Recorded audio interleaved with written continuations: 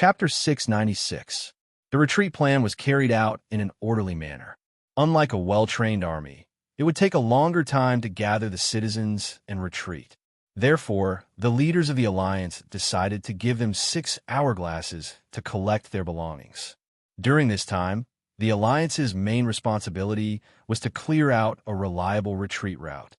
With the monster army outside the city eyeing them covetously, they could not open the city gates and retreat, so they had to find another way. In this regard, the fat mayor of Soft Maple City made a great contribution. He found a new head of the thieves in the city.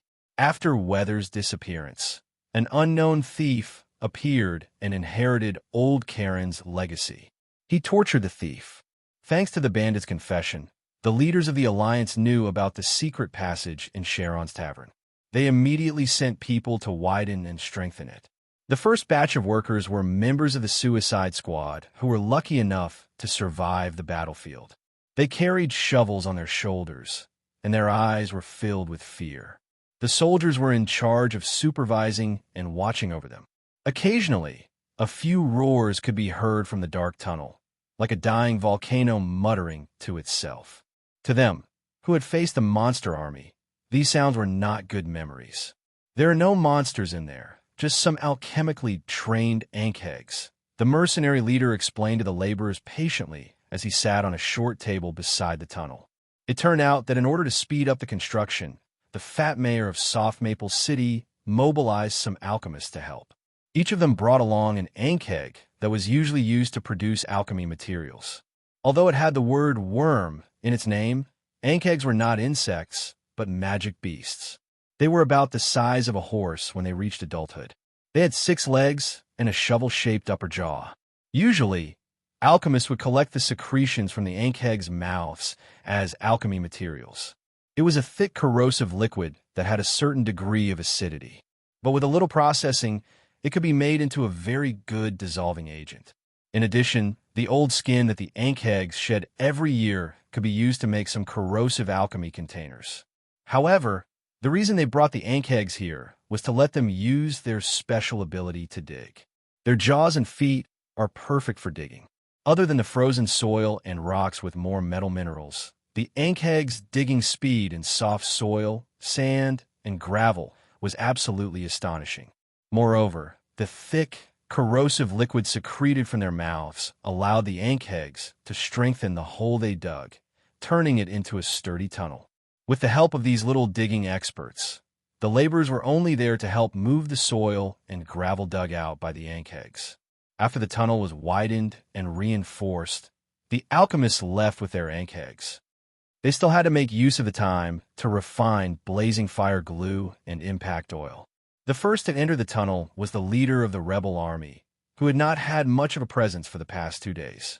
When Ray came to Soft Maple City, he wanted to talk to Keys, but he only got a reply of "let's wait for 2 days." At first, he was still a little dissatisfied, and there were some gaps in his heart, but after witnessing the battle that broke out after the monster army rushed into the Soft Maple City, all these emotions disappeared. Now was not the time to chat, and he had to wait for 2 more days. The reason why he was the first to enter was because this tunnel led directly to the outskirts of Jin Village. He had to bring people back to the village first, evacuate the villagers and the rebel army, and lead them to Emeraldwood City 1 step ahead. Following him was a black-armored knight who was always by Grimm's side. With him, Rake and the others did not have to worry about being intercepted by the garrison of Emeraldwood City. It was convenient for them to evacuate quickly. After walking for about an hourglass, the group finally reached the end of the tunnel. In fact, if it was not for the torches that were installed at intervals on the walls of the tunnel, they could have walked out in half an hourglass. This is only half a league away from Jin Village. Standing in a circle of graves, Rake was a little speechless. But for several years, no one has discovered that there is a secret tunnel that leads directly to Soft Maple City. It must be because this place is too remote. There are usually no people or anything. Rake's men echoed, but the black-armored knight who followed Rake did not say anything. He just cautiously looked around. Since they had walked out of the tunnel, Rake did not waste any more time.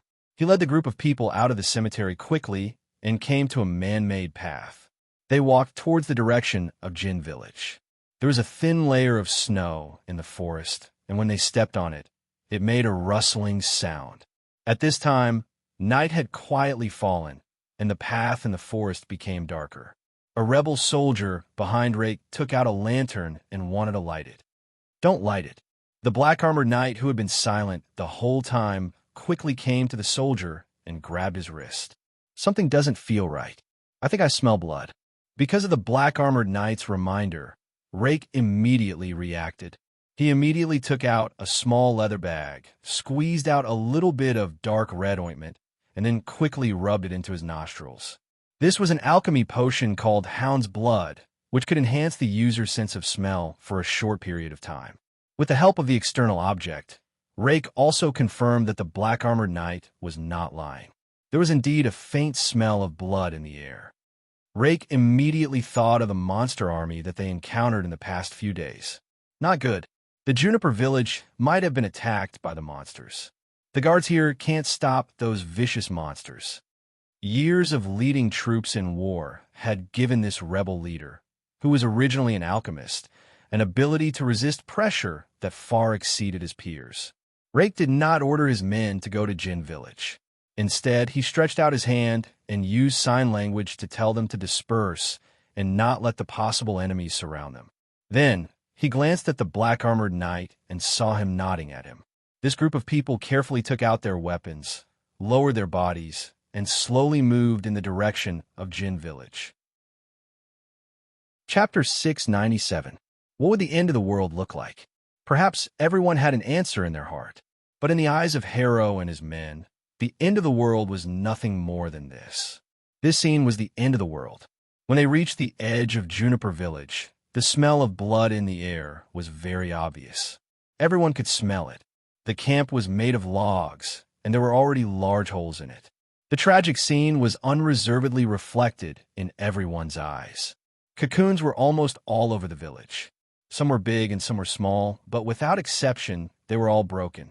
The pitter-patter of pus mixed with blood flowed onto the small path in the village, forming a small, disgusting pool.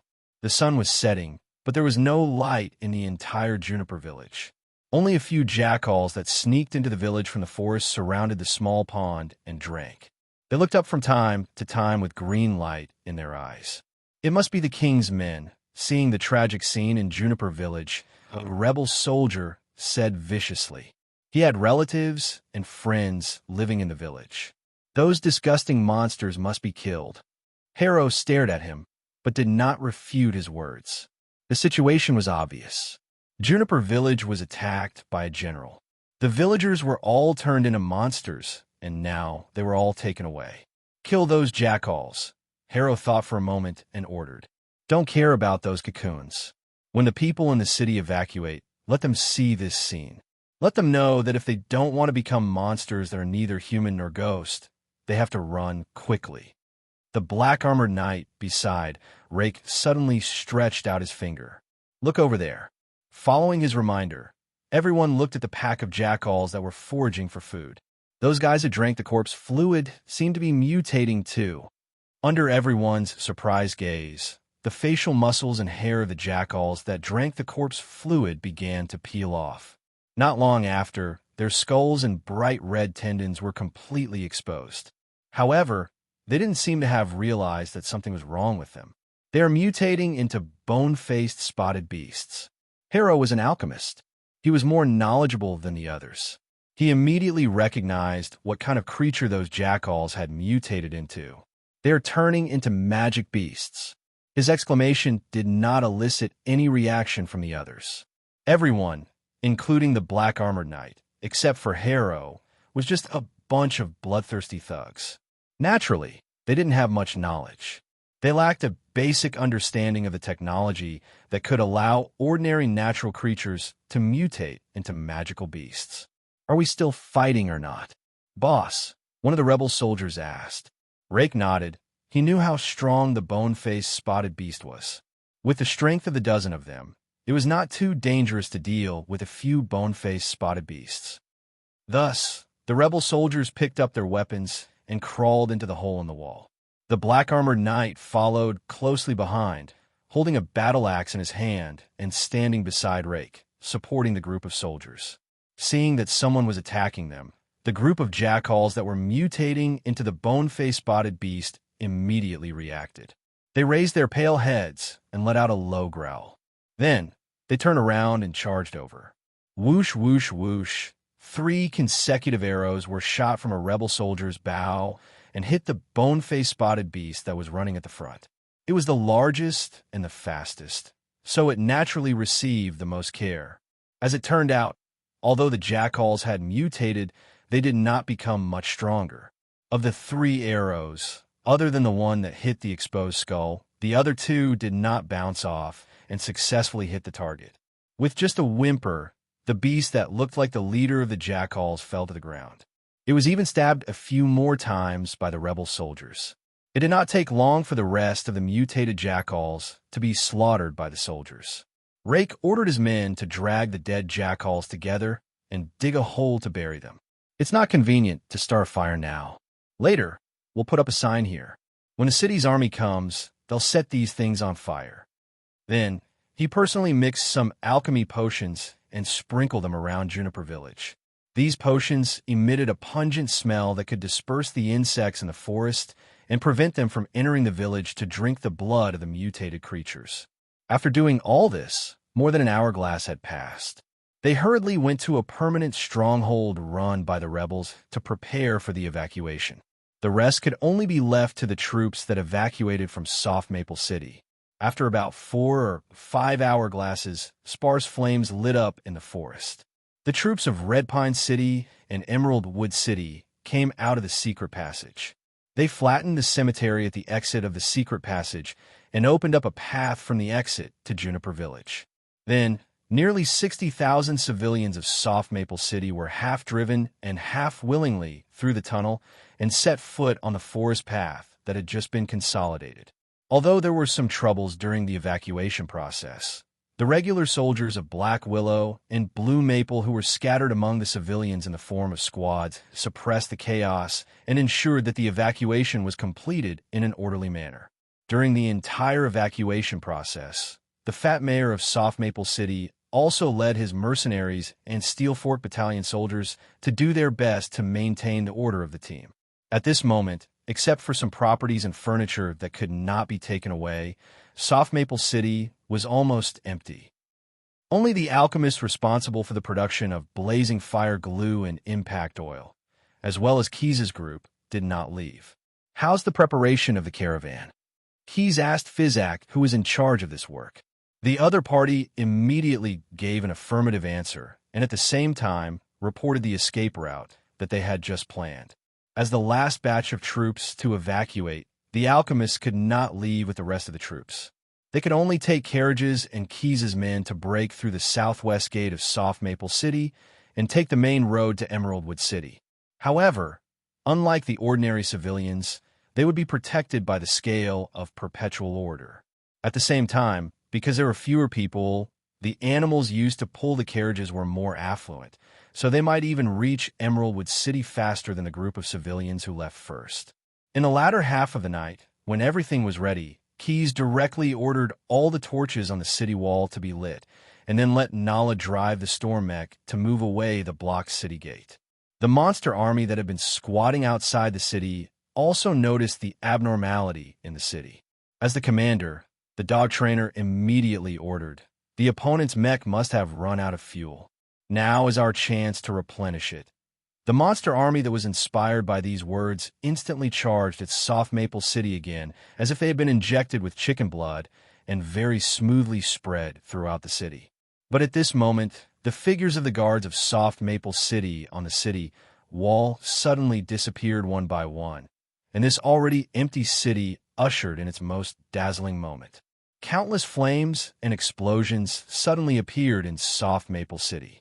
Keyes, who was already sitting in a caravan, also confirmed that the Leviathan had sunk to the bottom of the sea and was heading to the predetermined location. He looked up at the city behind him that he had been in for more than 10 days and could not help but sigh.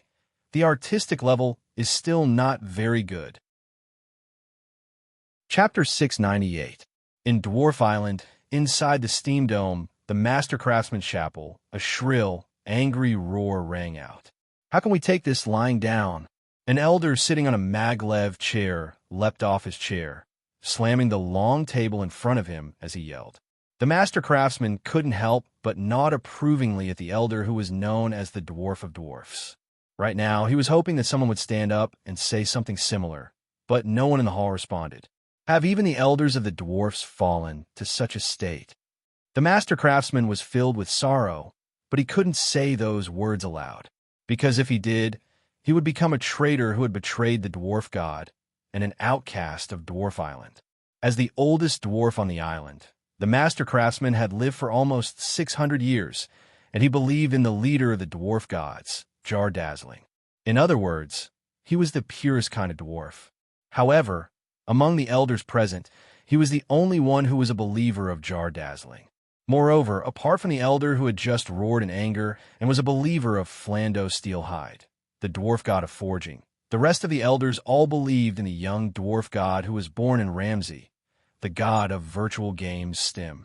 If not for the master craftsman presiding over the meeting, the elders would have already begun discussing the latest virtual games in STEM's house, such as walkthroughs, competitive experiences, or game commentary. They weren't interested in anything else, and at the same time, lacked enthusiasm. If they weren't made of flesh and blood and still needed to eat, drink, go to the toilet, and sleep, these dwarfs would probably be immersed in the world of games for 24 hours a day. What made the master craftsman even more worried was that there were plenty of game addicts like them on Dwarf Island. Ever since His Majesty Stem succeeded in ascending to godhood, more and more dwarfs began to stop working and indulge in virtual games all day long. Right now, of the 7 elders holding the meeting in the Steam Dome, 5 of them were believers of the god of virtual games, a drastic change that would have been unimaginable hundreds of years ago. A large number of gnomes were addicted to games, which almost caused Gnome Island to wither away. Even if he had found a way, inspired by Jar-dazzling, whose emblem was the gold nugget, the master craftsman had invented a stable financial system that could rely on Ramsey's human society to support all the gnomes on Gnome Island. However, as an old-school dwarf, the master craftsman didn't believe that dwarf inventions could be maintained forever. That would be very unfitting of a dwarf. This system had been running for nearly 400 years, and he had a vague feeling that it had been stable for long enough. As the inventor of the financial system, he knew very well what kind of disaster would befall Dwarf Island if this system suddenly collapsed one day. However, apart from him, none of the other dwarves on Dwarf Island seemed to have realized this. They're becoming less and less like dwarfs, maintaining the concept of being vigilant in times of peace, and before the invention goes out of control, inventing another creation that can be remedied is the proper way of a dwarf. The master craftsman couldn't help but feel a little anxious as he looked at the dispirited dwarven elders with panda eyes. They must have been playing virtual games all night yesterday. We have to think of a way. Dwarf Island is still too comfortable now, and they all need a little pressure. Perhaps the revival of the Emperor is such an opportunity. In a master craftsman's mind, the dwarf sovereign was an omnipotent being. No matter how powerful the Emperor was, he was just a mere mortal. And yet, that mortal was able to open the seal that Jar-dazzling's incarnation had personally placed. That was why the master craftsman had always suspected that this was a test that the dwarf sovereign had designed specifically for Ramsey's gnomes. That was why even though Flando, Steelhide's believer, wanted to make a move, the rest of the elders still looked like nerds. However, the master craftsman finally made the decision to have Dwarf Island join the war against the Emperor. From today onwards, Dwarf Island will enter a state of combat readiness. All generators will be prioritized for the use of the docks, weapons processing factories, warrior training grounds, and flying machine research centers. His Majesty Stem's game stores, be it the Stem House that is open for business or the Stem family shrine that is privately owned, will all be reduced by 2 hourglasses per day. Originally, the master craftsman had wanted to reduce the power supply by at least half a day, but due to the fierce opposition of the elders, he could only compromise and reduce the power supply by 2 hourglasses per day. However, during these 2 hourglasses, the gnomes had to go to various departments to do voluntary work. They were absolutely not allowed to rest at home so that they could continue playing the game the next day. As a result, the entire dwarf island was filled with cries. Some of the gnomes even spontaneously gathered in front of the steam dome to demonstrate their protest. However, the master craftsman didn't care at all. He steeled his heart and sealed the doors of the steam dome, using the pipes around the building to spew out high-temperature steam to forcefully disperse and scald away the gnomes who dare to cause trouble. The Ramsey gnomes understood the master craftsman's intentions. He was determined to have Dwarf Island join the war, and this decision wouldn't be changed by anyone's will. Fortunately, the gnomes weren't inflexible. Since things had already come to this, the most important thing now was how to quickly end the war. For a moment, all the large gnome families began to contact their agents among the humans of Ramsey, the various large commercial guilds that Ramsey spoke of. The gnomes expressed that as long as they could quickly end the war, they were willing to give the commercial guilds more business rights and pay more gemstone coins to form an adequate army.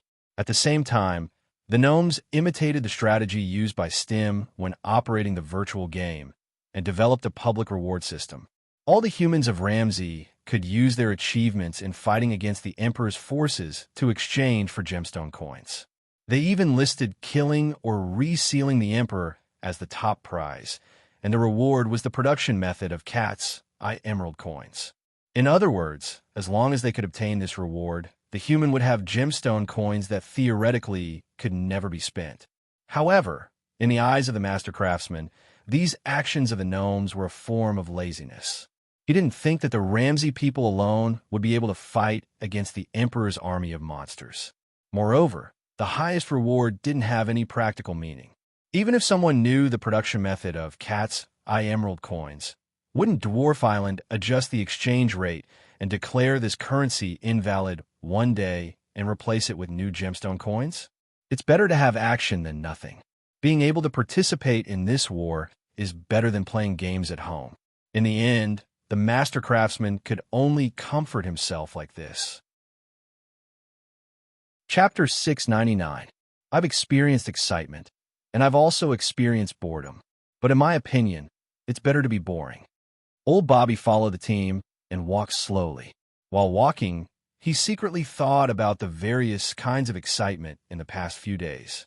In the past few days, the owner of the North Wind Tavern first experienced a new high in turnover, and then suffered the loss of the tavern. Life's ups and downs were nothing more than this. But he had to admit that leaving Soft Maple was the right choice. There were more and more people who had the same opinion as him. For ordinary proletarians, there was only one way to make a living. As for those who had their own businesses in Soft Maple, after seeing the tragic state of Juniper Village, they all changed their original thoughts. After all, becoming a monster and not being able to rest in peace after death was far more terrible than losing property. The long team passed through the forest, and the soldiers on horseback patrolled from time to time.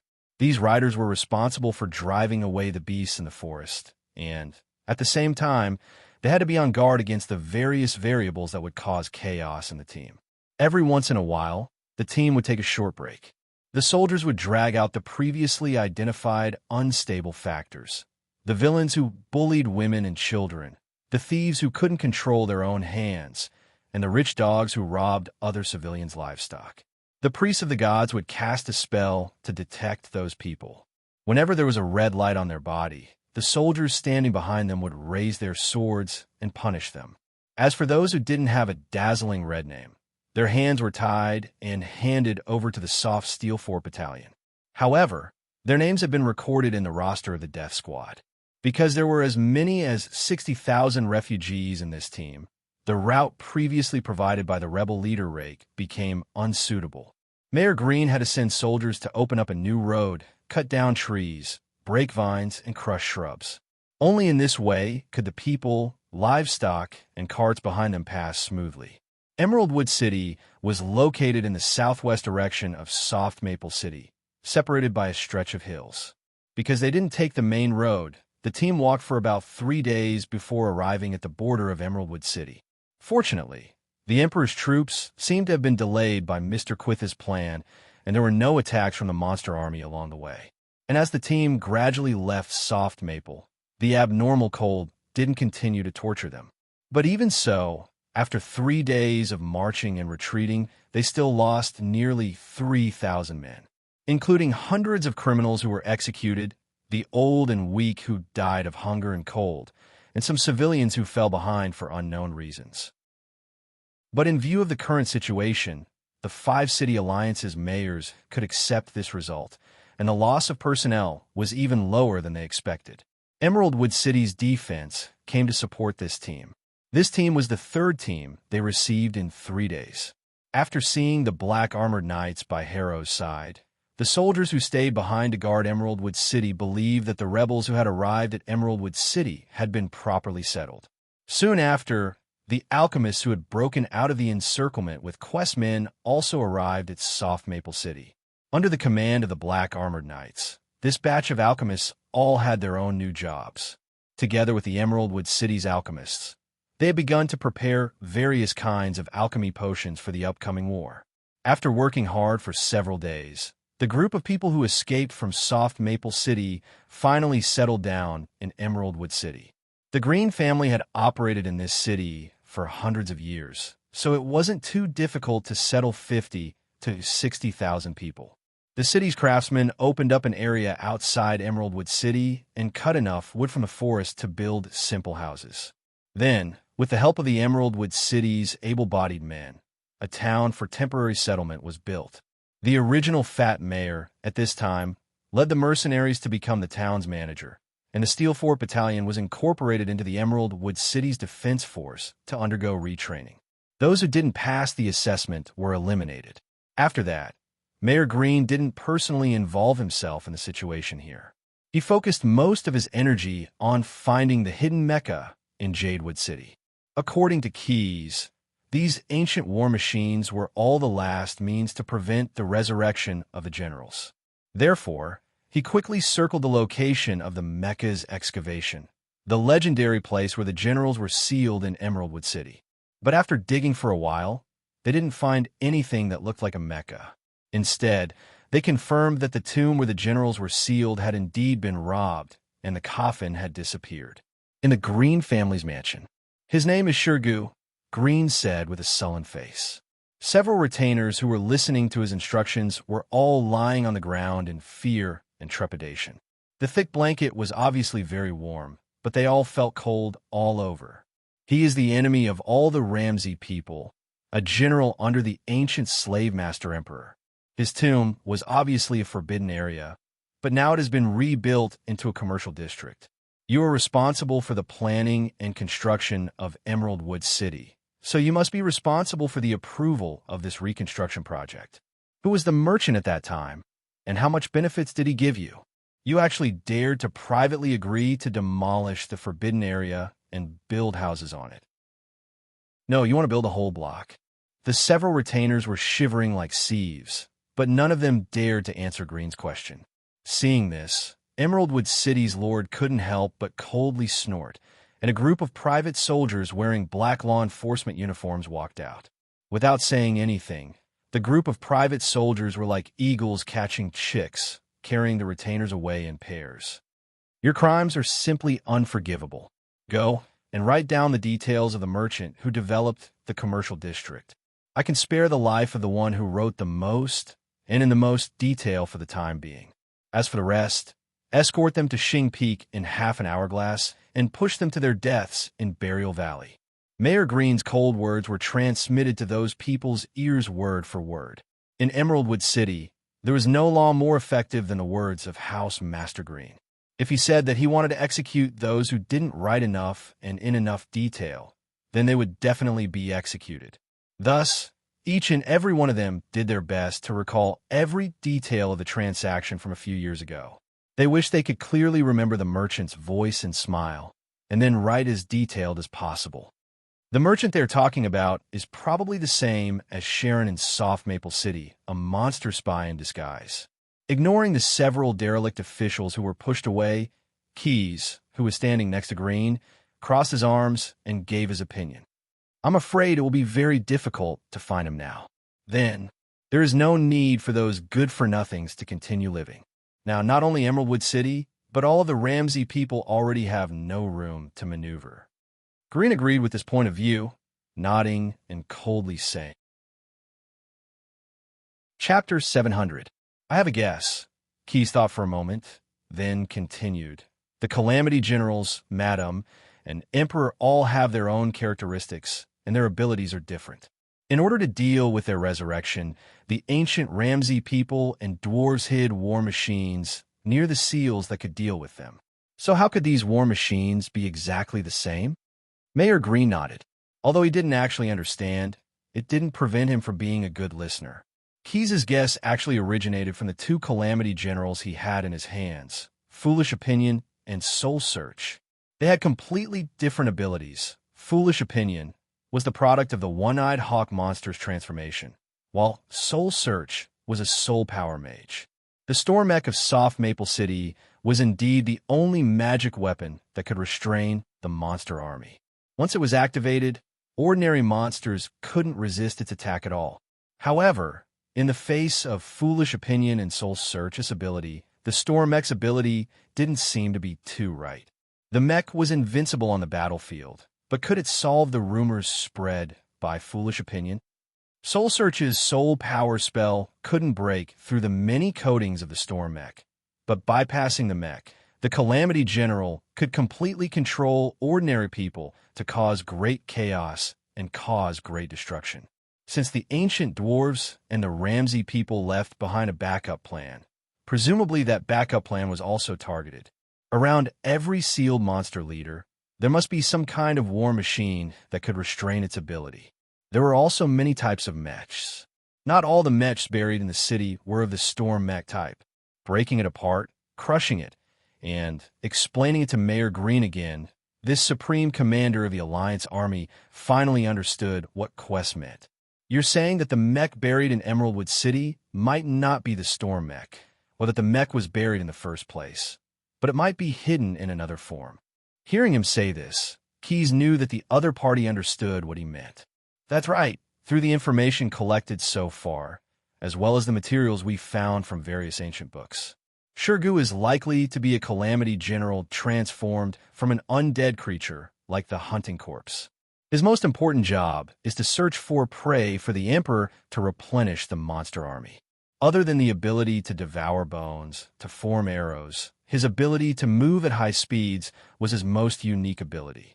If Emeraldwood City has a mech, then this mech will most likely be able to limit Shredder's speed. Limit the opponent's speed. Following the train of thought led by Keyes, Glenn fell into deep thought. He suddenly thought of something that might fit this characteristic. Leading Keyes and his black-armored knights, he walked into a drawing room inside the Green family mansion. This is a drawing room. In the past, every time there was an expansion project in Emeraldwood City, the craftsmen would draw sketches here. There was a rather strange tradition here, and that was to draw as slowly as possible.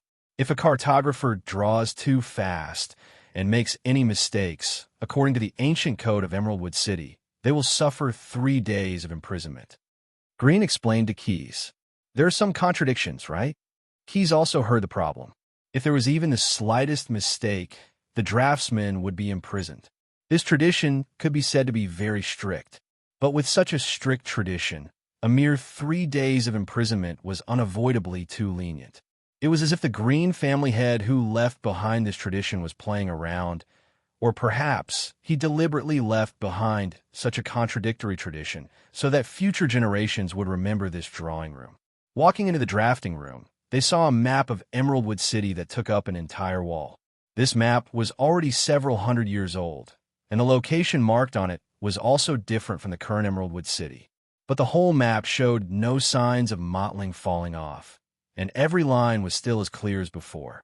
The paper of this map is all tanned from the skin of the mountain giant.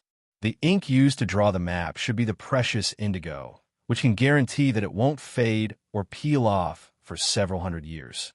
Coming to the side of the map, Glenn stretched out his hand and stroked it. This map was a treasure of the Glenn family.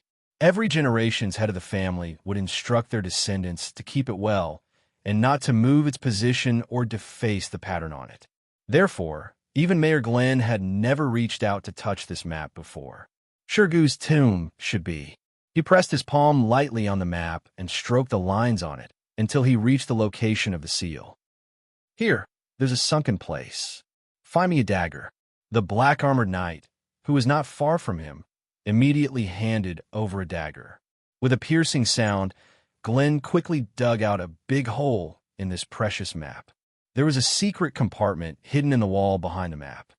Imprisonment for 3 days. Looking at the knob-like object in the secret compartment, Glenn decisively reached his hand in and twisted it 3 times.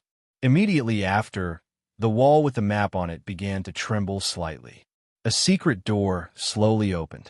The few of them entered the secret door one by one and walked down the stairs behind the door one step at a time. Finally, they arrived at a spacious basement. The black-armored knight held a lantern in his hand, but the range of illumination was still not enough. Keys snapped his fingers, and several small balls shining with white light flew out and floated above everyone's heads. Under the illumination of the eternal flame, they finally saw what was in front of them. There were more than 50 crates placed in the middle of the room, but none of them were on top of the other crates.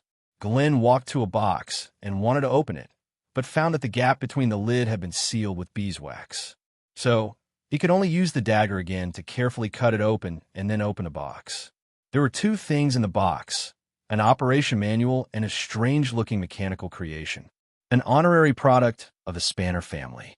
Standing behind Glenn, Key saw the printed handwriting on the cover of the operation manual and suddenly remembered his 2 former comrades. Engineering gnomes. Spanner family. It's them. As for the strange-looking mechanical creation, Glenn didn't know what it was. After seeing the majestic appearance of the storm mech, it was difficult for him to agree that the mechanical body, which was only about half the size of a person, was also a type of mech. However, this was not difficult for Keys. 8 radiation-like brackets with 8 propellers at the top. In the middle was a platform carrying weapons, motors, and fuel tanks. On the platform was a repeating crossbow driven by a motor. This was completely an 8-rotor drone.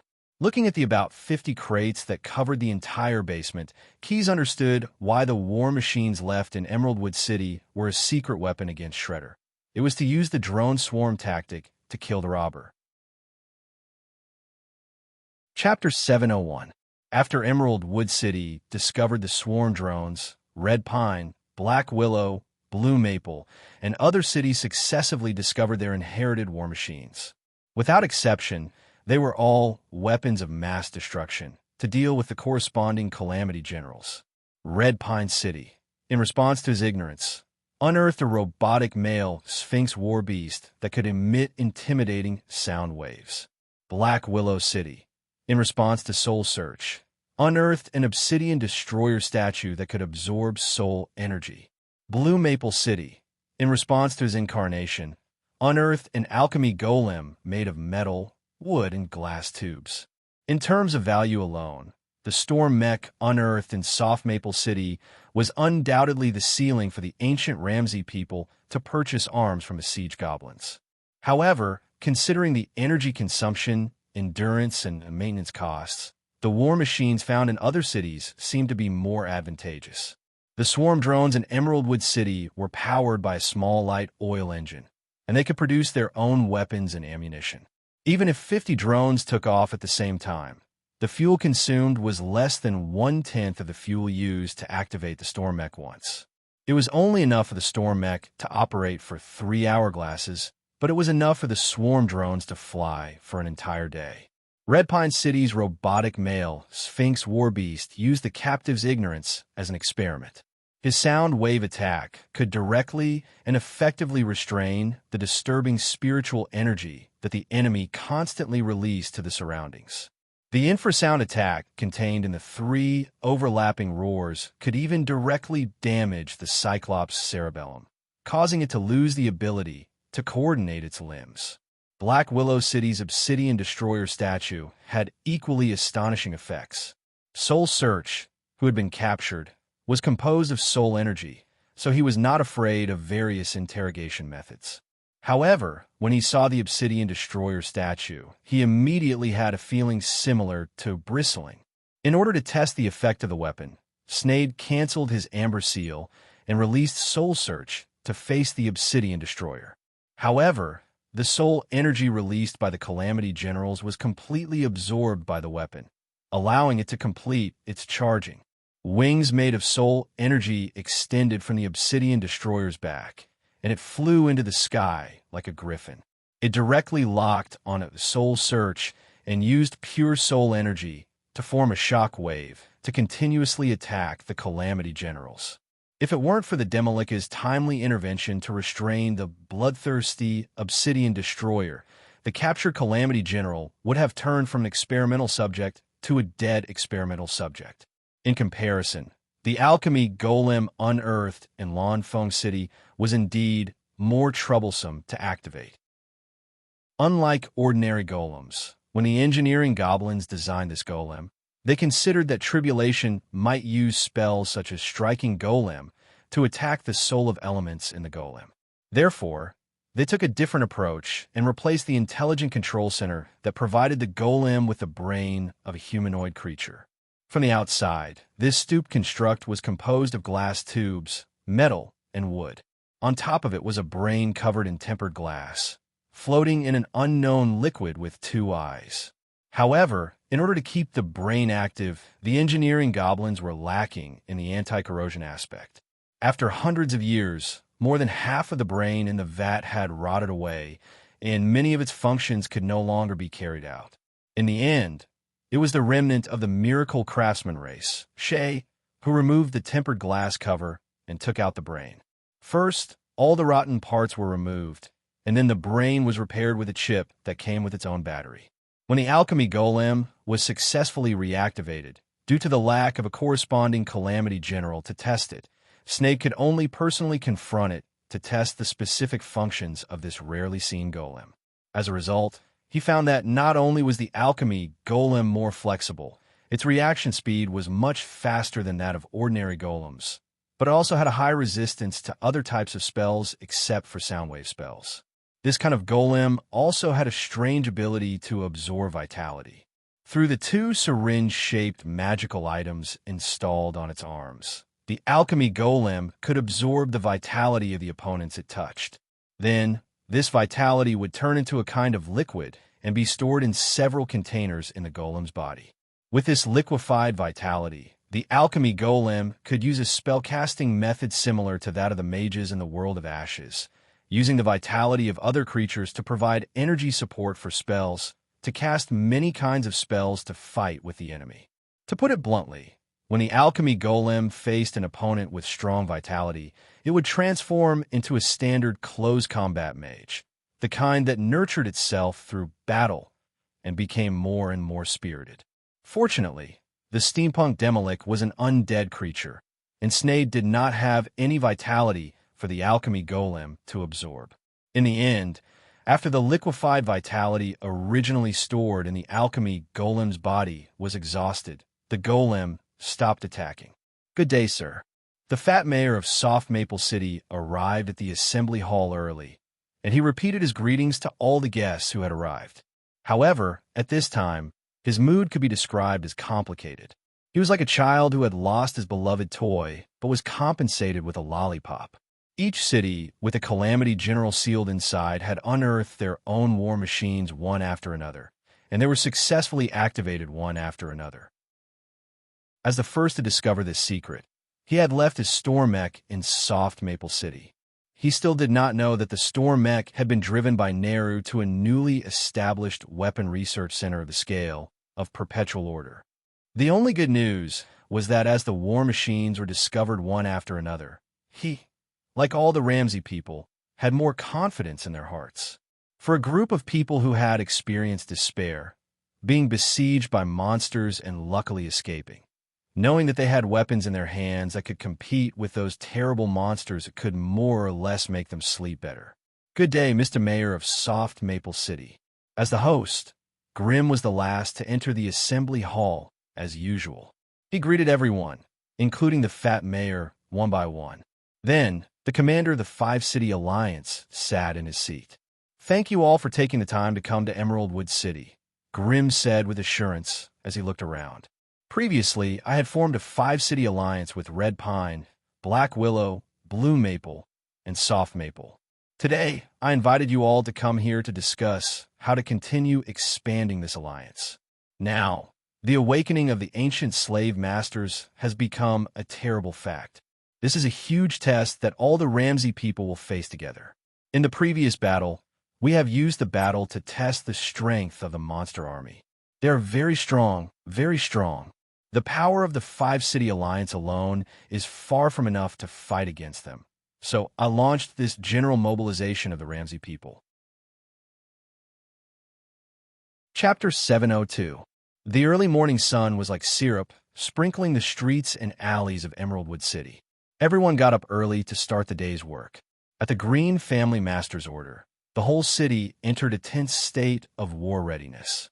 Similar to the situation in Emeraldwood City, there were more than 10 cities on the Ramsey continent that had also entered a state of war readiness. They had all responded to Green's previous call and agreed to join the Alliance Army to resist the King's monster army.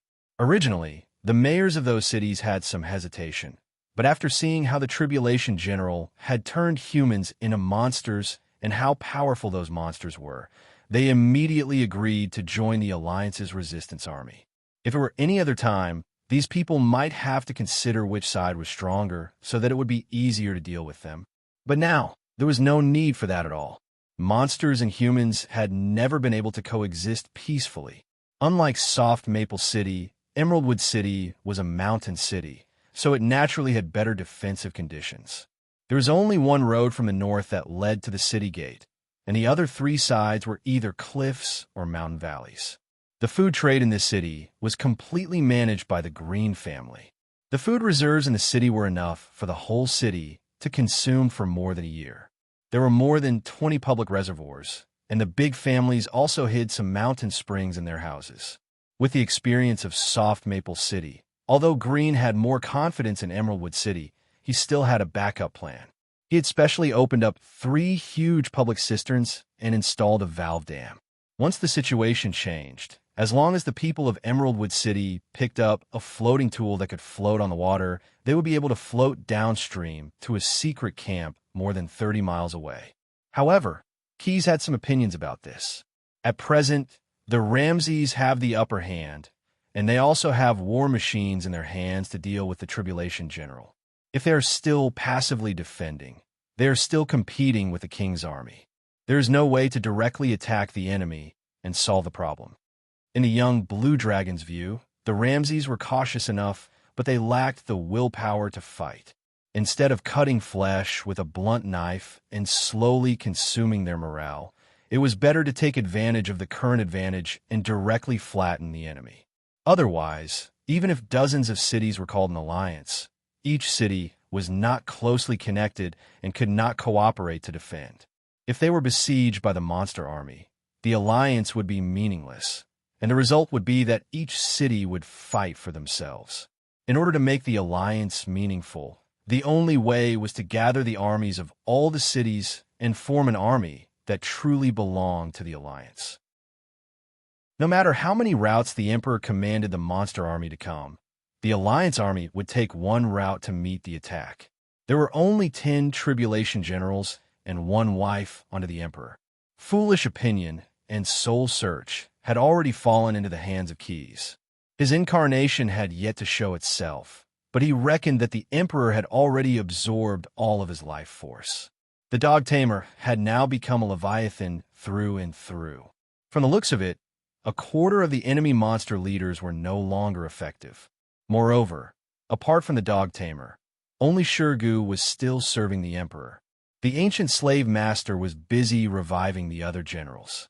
However, with Green's notice, the other cities that still had their seals intact now sent more people to keep an eye on those seals. It was almost impossible for the Emperor to unknowingly obtain the coffins of his old subordinates. Therefore, if Keyes were to command this battle himself, he would have gathered an army and fought a decisive battle with the Emperor before he fully recovered. It It would be best if he could eliminate this great enemy that threatened all the Ramsey people in one fell swoop. However, even if he and the scale of perpetual order had shown their strength, the rulers of the Ramsey city would not allow such a third party to be their leader. In fact, the reason why Green could become the commander-in-chief of the Alliance Army was because he had used his identity as the mayor of Emerald City to exchange benefits with the other cities of the Alliance. That was how he gained the recognition of those people. Keyes obviously did not have such conditions. However, this wasn't too bad for him. After all, in his original plan, he had hoped that the Emperor could bring enough pressure to the entire Ramsey Plain and indirectly bring some sense of urgency to Dwarf Island, which would eventually influence the god of virtual games, Stim. However, just as he thought that Ramsey's counterattack would start in a defense counterattack mode, Dwarf Island made the decision to fight against the Emperor before the Ramsey people did. The representatives of 3 large chambers of commerce arrived in Emerald City on the same day. They brought with them about 6,000 elite caravan guards and enough supplies to last them for 2 months. They were the representatives of several large families of Dwarf Island among the Ramsey people. These people brought the wishes of the master craftsman. Dwarf Island will participate in the fight against the Emperor. Next, even more mechanized legions will be sent directly into the battle against the monster army. Currently, any city that fights against the monster army will receive additional gem coins from Dwarf Island this year. The many conditions that Dwarf Island offered were all to encourage the Ramsey people to fight against the Emperor. Moreover, unlike the many indirect measures that had affected the Ramsey Plain in the past, Dwarf Island seemed to be serious this time. They were even going to directly send an army to participate in the battle. After all, this was the first time that Dwarf Island had sent a real army to interfere in the affairs of the Ramsey Plain after the Ancient War. In addition, the representatives of the Chambers of Commerce also brought a suggestion from Dwarf Island. Hand over all the excavated war machines to Dwarf Island for research. They promised that they would be able to recover the technology and build more war machines to fight against the Emperor. As compensation, Dwarf Island would return at least twice the amount of war machines to the various city-states. Without a doubt, Grimm first thanked Dwarf Island for their kindness on behalf of all the city mayors. Then, he said that the war machines could not be handed over to Dwarf Island for research because the battle against the Emperor's monster army was imminent. They had to rely on these weapons to deal with the Emperor's monster army. Of course, he did not say anything definite. Grimm said that if Dwarf Island could immediately send enough troops to join the battle, and at the same time prove that they could effectively kill the Emperor's monster army, then they would be willing to lend out the war machines. However, Grimm knew that this was impossible. Chapter 703. Where did the scales of eternal order come from? After the meeting with Green of Emeraldwood City, the representatives of several chambers of commerce hurried back to the inn. The president of the Todd Chamber of Commerce invited the 2 of them to his room and asked them questions. I heard it's a newly established chamber of commerce.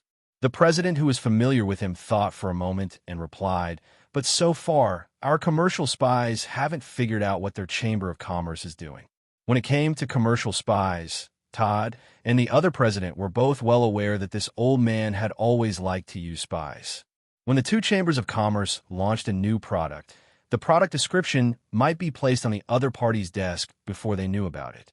However, with such a powerful commercial intelligence system, they couldn't even find out what a newly established small chamber of commerce was doing. This was enough to attract their attention, because there were only 2 possibilities for such a result. First, the Scales of Eternal Order was really a newbie, or it could be said that they were just a newly established team, so the commercial spies did not send back any useful information. Second, the Chamber of Commerce had a foundation beyond their imagination, and they had been operating a trade that ordinary people had no way of knowing. In view of the situation in the meeting room today, the presidents of the 3 chambers of commerce could only speak to Mayor Green, while the president of the Scales of Eternal Order had a seat next to Green. They were more inclined to the second possibility. All in all, we have completed half of our mission. The city-state alliance has also made it clear that they want to fight against the Emperor's monster army. At this point, President Todd paused for a moment. As for the war machines that Dwarf Island want from the other city-states, based on the current situation, the other city-states should have the same attitude as Green. They definitely won't give it to them. This is understandable. After all, two birds in the bush are better than one bird in the hand. It's best to have the weapon in your hand. The other two presidents also agreed with Todd's view. As merchants, even with the support of Dwarf Island behind them and major trade with various city-states, they still couldn't change the ruler's mind on certain issues. Fortunately, the current situation was still quite good. Dwarf Island didn't give them a strict order, so they could still complete half of their mission. As they chatted, because they were still merchants, their topic quickly shifted to various businesses. Dealing with emperors was just their side business. This time, when they came to Jadewood City, these three chambers of commerce did not forget to do some business. The three presidents, as envoys, lived in the mountain city's post house. However, most of the guards were still stationed at the foot of the mountain. As for the 6,000 caravan guards, after setting up their own camp, they immediately rushed to build a trading market. The three caravans not only brought supplies for the soldiers, but also a lot of goods that were in high demand. At the moment when a monster army was pressing on the border and everyone was in a state of panic, the war toys they brought from Dwarf Island were not lacking in demand at all. Put the best bear trap behind the door, and those monsters won't be able to enter your house. Holy water blessed by the dwarf god. Use it to wash your face every morning and night. It can dispel evil. Quick escape shoes. Even if you're surrounded by monsters, you can escape immediately. In the middle of a broadleaf forest, the shouts of selling goods rose and fell. The salesmen from the three chambers of commerce were all trying their best to promote their own goods. The target of their shouts were the residents from Jadewood City, as well as the refugees from Soft Maple City who had recently settled down here. Of course, they were only a part of those who had some money. Old Bobby walked in the market. He originally just wanted to buy some grains that could be used to brew wine for his newly opened North Wind Tavern, but now he had a few more protective items in his hands.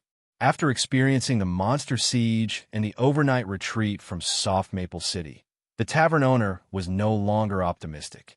In order to protect his new business, he would rather spend more money. There were many people who had the same idea as him. Many of the rich people in Soft Maple City were now spending a lot of money in the market to buy some useless things to make themselves feel at ease. This thing is actually a bit useful.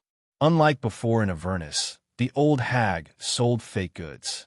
Since they had nothing to do, Nalu and Brew used the magic items given by Snade to conceal themselves and wandered around the camp. Nalu bought a pair of quick escape shoes. After disassembling it, he said to his brother, "There are two springs in the insoles, and it seems that they are all enchanted with magic. As long as you pull the latch, the soles of the shoes can eject ordinary people at least 7 or 8 meters away. At the very least, the things sold here are not false advertising." Brew bought a cup of sparkling drink. He said that it was made by grinding wheat blessed by the dwarf god into flour, making bread, and then fermenting it. The ogre gourmet sipped the drink and agreed with his brother's opinion. This drink is indeed very satisfying, as they said. In a huge forest market, the two ogre brothers disguised as ordinary people walked and looked around. From time to time, they bought some trinkets. They looked like two normal tourists. Just as they finished walking around and were about to leave the market and return to Emeraldwood City, Bruce suddenly had a feeling. He opened the food box on his back. Even though he was disguised as an ordinary person, he did not give up the habit of carrying this treasure with him. He took out a small jar from the box, dipped his finger in the mustard paste, and quickly wiped it on the tip of his tongue. An extremely penetrating sense of stimulation quickly spread to his 5 senses. Under his deliberate guidance, this particularly penetrating sense of stimulation quickly rushed to his eyes. Brew's eyes were moist, but he did not shed tears. This was because these tears, under the influence of magic power, formed a set of lenses, which provided a sense equivalent to the eagle eye spell. Brew raised his head and looked up at the sky. It seems that something is falling from the sky, Like a needle? No, like a column falling to the center of Emeraldwood City. The ogre gourmet frowned. He was familiar with this scene. Since the birth of the Leviathan, Keys had used the staff strike tactic more than once. However, if they attacked Emeraldwood City now, they did not seem to have any benefits at all. Wait, Bruce suddenly thought of something. He raised his head again and narrowed his eyes. As the column fell, it was getting closer to the ground. Brew finally saw what this small dot at the top of the column was. Shurgu, he's copying our tactic. Chapter 704. For a businessman, the most painful thing was not to make money, but to make money but not being able to spend it. The three presidents of the Chamber of Commerce, who had just been talking about business, received their lunch boxes in the blink of an eye, and they died miserably. The magic stone pillar that fell vertically from a height of tens of thousands of feet happened to hit the post house of Emeraldwood City, and the nearby 2 or 3 whole blocks were turned upside down. Even taking into account the reason for its liftoff, when the Emperor made this weapon, the raw material used was relatively light, so light that it could float on the water. But when the gravitational potential energy was converted into kinetic energy, this magic stone pillar was still a city-destroying level weapon. The one who controlled this stone pillar was Shurgu, a subordinate of the Emperor. Because of the failure to besiege Soft Maple City, the dog trainer was whipped by his master. Shurgu rose to the top and replaced the general to conquer and destroy Emeraldwood City. Although Shurgu really did not understand conquest and destruction, which was not the same thing as hunting, the Emperor believed that killing and arson would not be difficult for him. This is my hunting ground, and all of you are my prey. Shurgu, who had caused a shocking explosion, stood at the top of the magic stone pillar and announced loudly. With his words, the surface of the magic stone pillar, which had not collapsed even when it fell from a high altitude under the effect of the Emperor's magical spell, instantly cracked. Fragments of the stone began to peel off, and hot lava flowed out of the stone pillar. When the lava dripped to the ground, it immediately turned into a half-humanoid monster with a spiked shell. Their bodies exuded high heat, and as soon as they took shape, they waved their lobster-like chelicerae and began to charge around. These monsters were originally a kind of elemental creature called earthworm. They were violent creatures composed of fire and slag. They lived in the vast area filled with ashes and lava at the border between the fire elemental plane and the earth elemental plane. There, they fed on minerals and used their furnace-like bodies to smelt them into armor that gave them strong natural defense.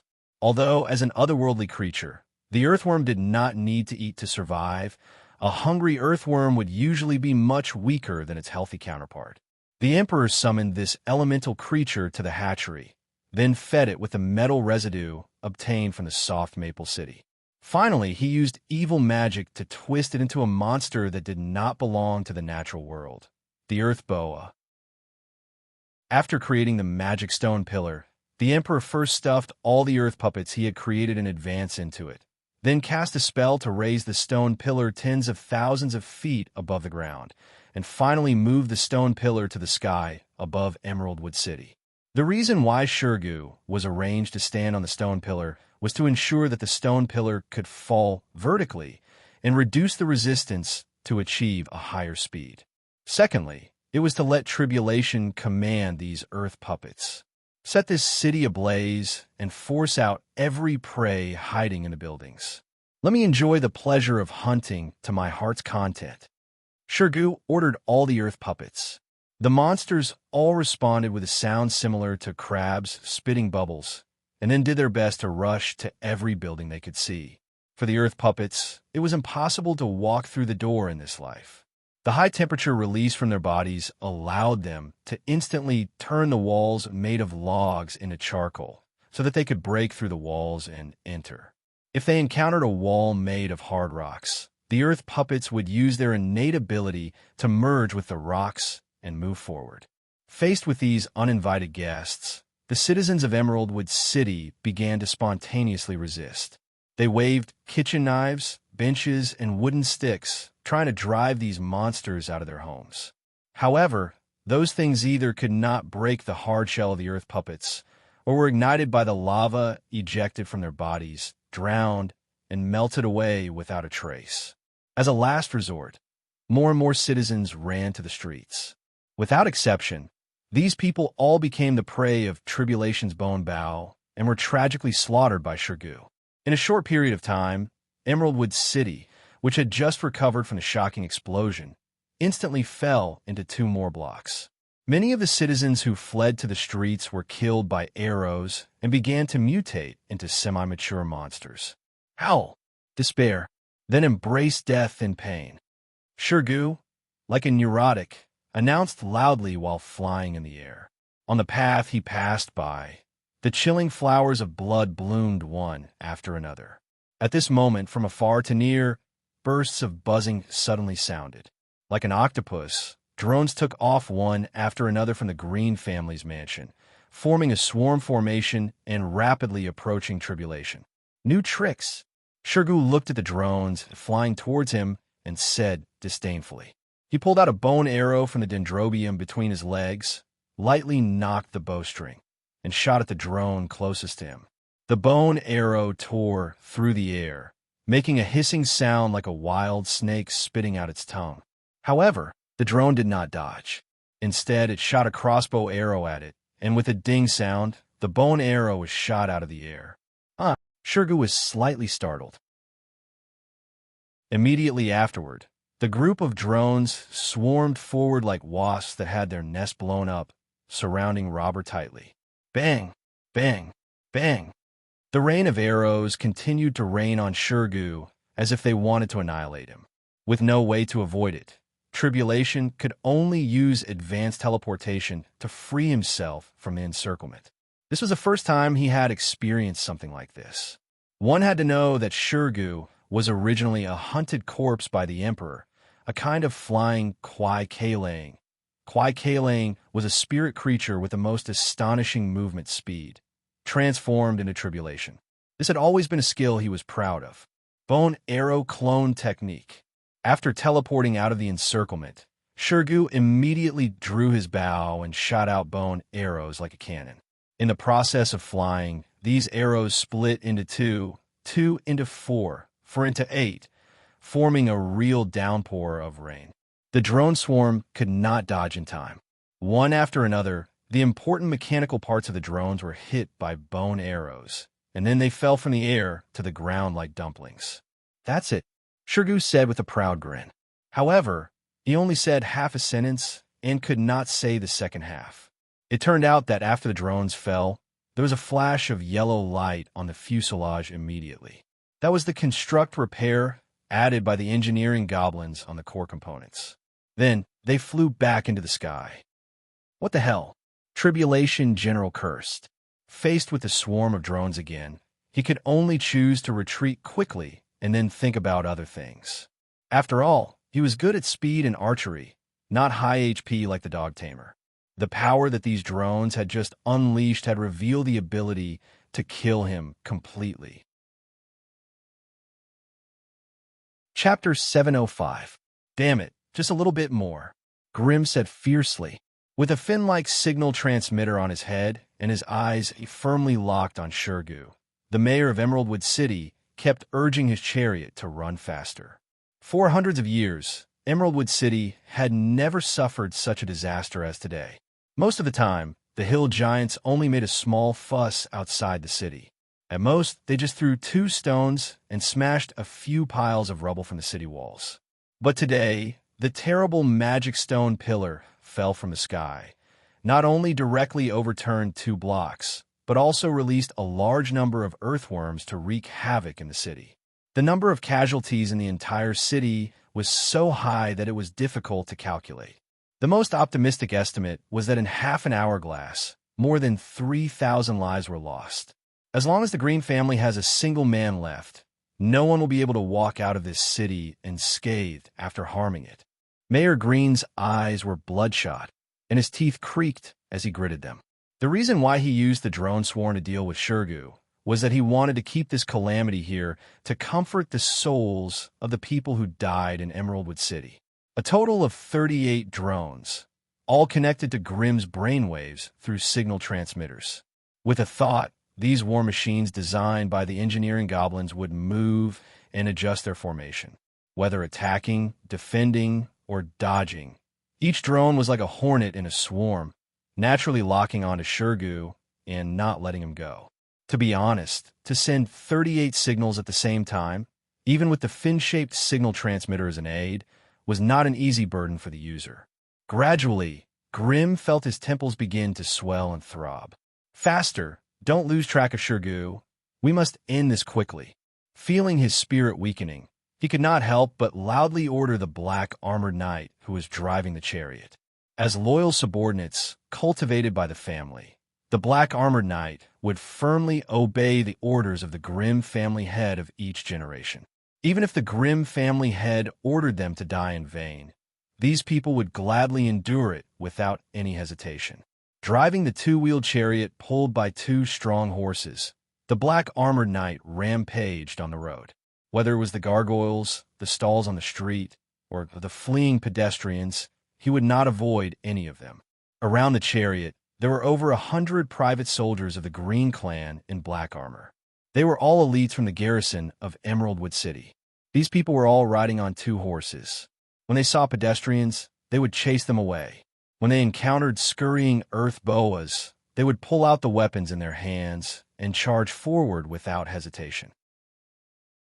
In fact, in addition to the Black Armor Private Army and Emeraldwood City's guards, many civilians of Emeraldwood City also began to fight against the monsters that dared to destroy their homes.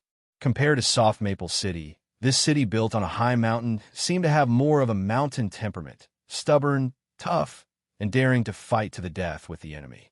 The civilians of Emeraldwood City, or rather, the mountain people, after being forced into a corner by the Earth Stooges, they dared to raise their weapons and launch a deadly counterattack against these heat-emitting monsters covered in 1-2 feet long spikes. In the beginning, ordinary civilians were indeed no match for the Earth monsters. No matter what kind of weapon, when it hit the hard shell of these monsters, it would always be ignited or directly broken. When the Earth Stooges hit ordinary people, it was really one punch, one child. They did not encounter an opponent. However, as the battle continued, some people finally discovered that these monsters were actually somewhat afraid of water.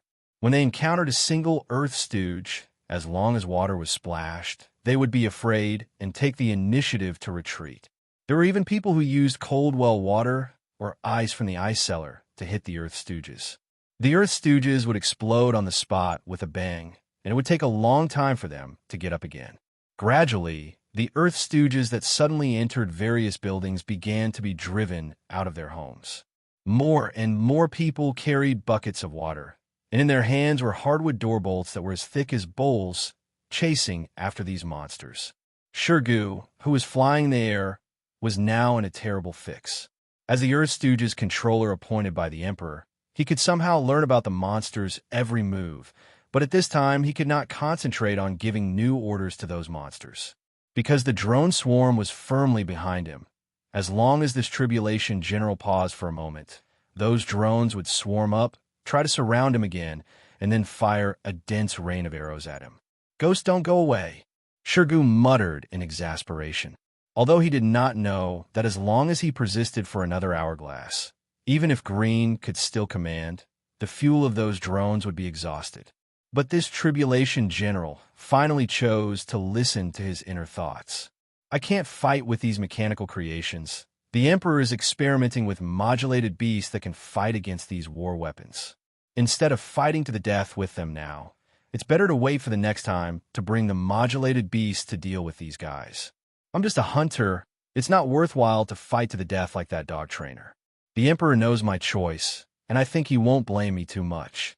After he convinced himself, Shurgu no longer hesitated. This tribulation general decisively used advanced teleportation and once again widened the distance between him and the drone swarm. Then, he fled out of Emeraldwood City without looking back, as long as he could get into the dense forest. As an excellent hunter, with the complex terrain there, he was confident that he could get rid of any opponent who wanted to track him. Unfortunately, someone had the same idea as him. "Since you're here, Near the city gate, Keyes held a double-barreled short-barrel gun and looked at Shirgu, who was fleeing in the direction of the dense forest. His figure flickered and appeared in front of the Tribulation General. "Don't go." Because he had to face an opponent as swift as the wind, he had just upgraded the Whaler and canceled the original trigger mode. He put a metal coil around it and turned it into an electromagnetic short-barreled gun. With a thought, a blazing electric current gushed out from Keyes' palm and instantly activated the electromagnetic short-barreled bullets inside the barrel. 2 round warheads shot out and caught the shocked Tribulation General off guard. Because it was a close-range shooting, Keyes chose a more handsome, efficient execution gun. The bullet, wrapped in powerful kinetic energy, directly shattered Shirgu's head. Plop! The headless corpse fell straight to the ground, splashing dust on the ground. This Tribulation General cooperated and stayed in the walls of Emeraldwood City. Chapter 706. Shirgu's body was properly collected.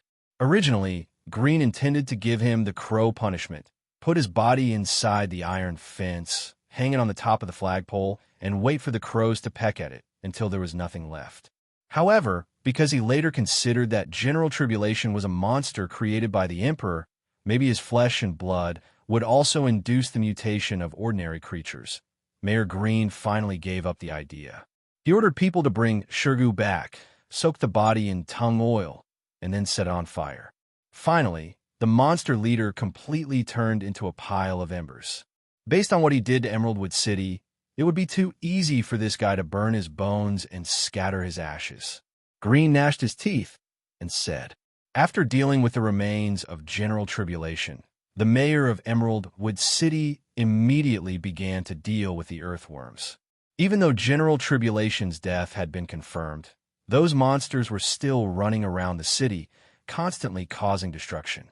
Of course, this destruction was mainly to the buildings. Because people had discovered the weakness of the earthworms, as long as they prepared a bucket of cold water in advance at home, the lives of people and animals would no longer be taken by the monsters. In the past hour, the alchemy workshops of Emeraldwood City were all operating at full capacity, temporarily configuring a lot of refrigeration solvents. Using this solvent, the alchemists condensed the clear water into broken ice and distributed it to the city's garrison forces. The regular army of Emeraldwood City was now fighting in a phalanx as the basic combat unit. More than 50 people formed a group, and each group carried buckets and nozzles filled with crushed ice. Block by block, they searched the entire city for the earth centipede. As long as they saw an earthworm, they would swarm it and spray it with ice water to limit its ability to move. Then, the soldiers holding special long-handled warhammers would go out and completely smash the earthworms with cracked shells. If the regular army was responsible for pressing those monsters to death one by one, then the ordinary civilians of Emeraldwood City mostly shouldered the mission of expelling the earthworms. Because of the constant strangulation of the regular army, most of the earthworms began to learn to avoid the main streets, hiding in the corners of the city. Therefore, ordinary civilians could only rely on splashing water to expel them from their homes. When they ran to the street, they would naturally be found by the regular army, and then be besieged and killed. The strange green flame formed a light curtain. The Emperor and the dog trainer, who had recovered from the whipping, stood in front of the screen and watched the scene inside. They saw Shirgu, who was like a divine soldier descending from the sky, manipulating a magic stone pillar to pierce into the heart of the Alliance army, poking a big hole in Greenwood City, and then began to kill in all directions. However, when the drone swarm appeared, the situation on Shirgu's side suddenly reversed. This General Tribulation was forced to flee by the drone cluster. In the end, he had to completely give up commanding the Earth Boar and flee. What surprised them even more was that Shirgu, who was known for his speed, didn't even manage to escape Jadewood City before he was stopped and shot in the head. The Emperor did not express any opinion on the death of the general. He was neither angry nor vexed. He just reached out his finger and fiddled with the light screen, and the scene changed to some other place. Looking at the Earth Stooges that were being slaughtered, The emperor revealed a chilling smile. He lowered his head to look at the hound trainer and asked, "Do you understand?" "My lord, I don't understand." The hound trainer answered honestly. He really didn't understand why the emperor was particularly interested in the Earth Stooges. Could it be that in his eyes, Shurgu was not even comparable to a group of mass-produced monsters? The emperor snorted, and a plume of black smoke came out of his nostrils. His big mouth full of fangs began to open and close. A large number of incantations that ordinary people could not understand at all came out of his mouth one after another. As he chanted, the Earth Stooges and the green light curtain in front of him all looked like they had drunk fake wine, and their steps became shaky. It didn't take long for all the Earth Stooges to lie on the ground. The spiked shell wrapped around these monsters instantly shattered, and many hard-shelled insects about a foot long with a cone-shaped spike on their heads drilled out of the bodies of the Earth Stooges. They didn't make any unnecessary movements. As soon as they appeared, they raised their bodies and slammed the cone-shaped spike on their heads into the ground. Then they quickly dug into the ground, leaving behind only a high-temperature, bowl-sized tunnel. Water is the source of life. After using his evil magic, the emperor grinned.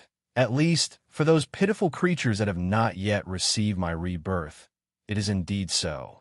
If they don't drink water, they will die. They think they found the weakness of the Earth Stooges, which is that they are afraid of water. But they don't know that the Earth Stooges only hate water and not fear it. The hound trainer was puzzled. Seeing the expression of his trusted subordinate, the emperor couldn't help but laugh. If they are forced into a corner, the Earth Stooges can make that place no longer have any water. Things that start with water will always end with blood. Listening to the continuous reports of the clearing of monsters in each block, Green couldn't help but breathe a sigh of relief.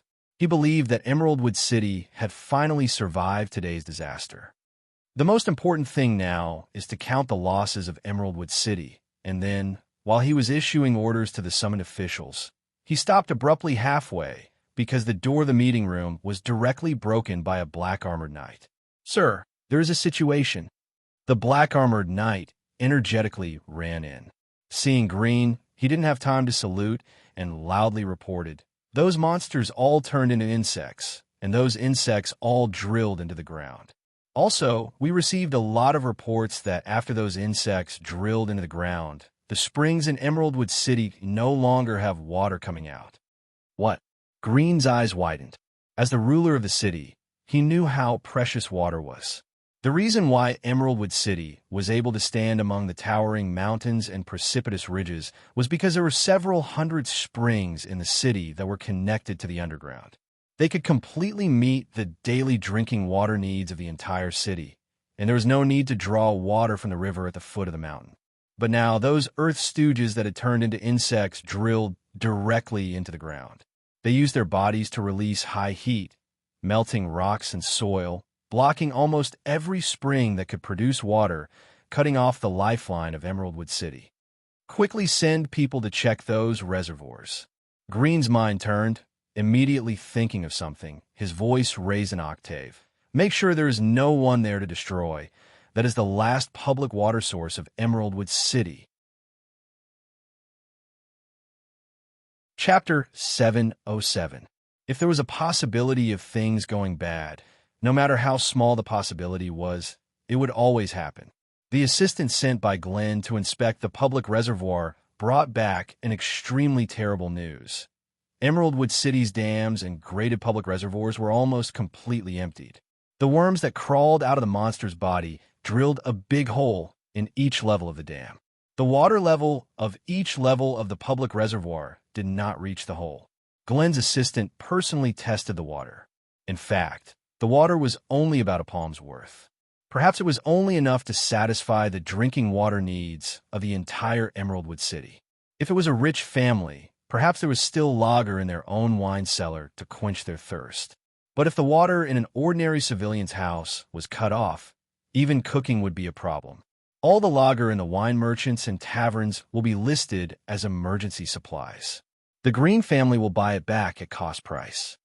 After learning how serious the water shortage in the city was, Green immediately issued an administrative order.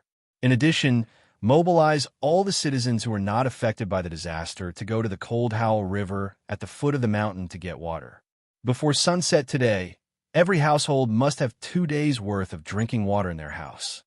Immediately after, he summoned all the construction workers in the city and told them to immediately bring their tools and set out for the public reservoir.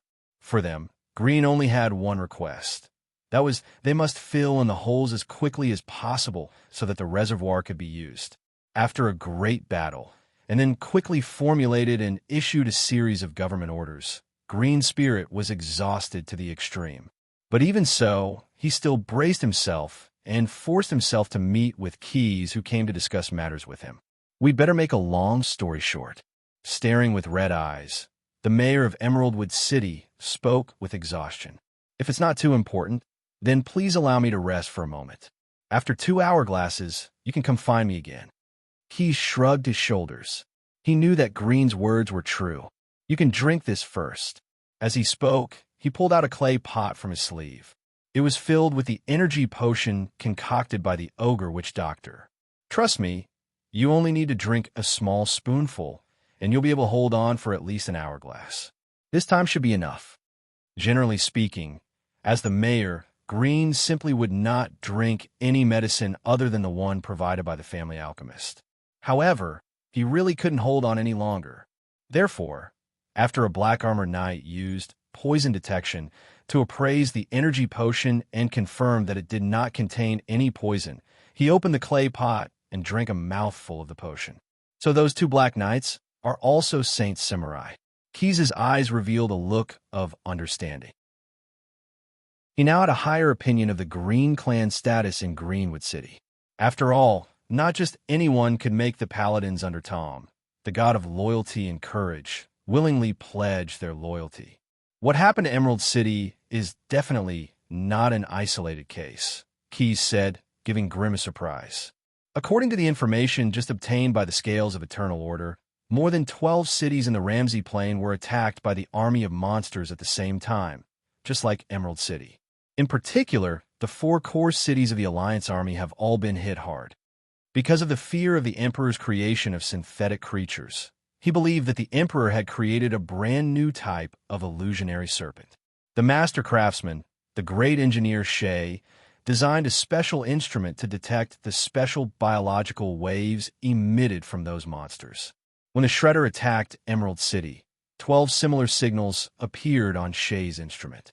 He immediately informed Keys of this news. The young Blue Dragon had the Demolic perform divination on him and came to a similar conclusion. Emerald City, Red Pine City, Black Willow City, and Blue Maple City were all attacked by the magic stone pillars. This time, the Emperor may have sent more than one Calamity Warrior. He seems to have reunited his incarnation and the Panther Man. I think he may have used some kind of evil magic to remotely summon the soul of the Calamity Warrior. The foolish man who was imprisoned by me almost died suddenly.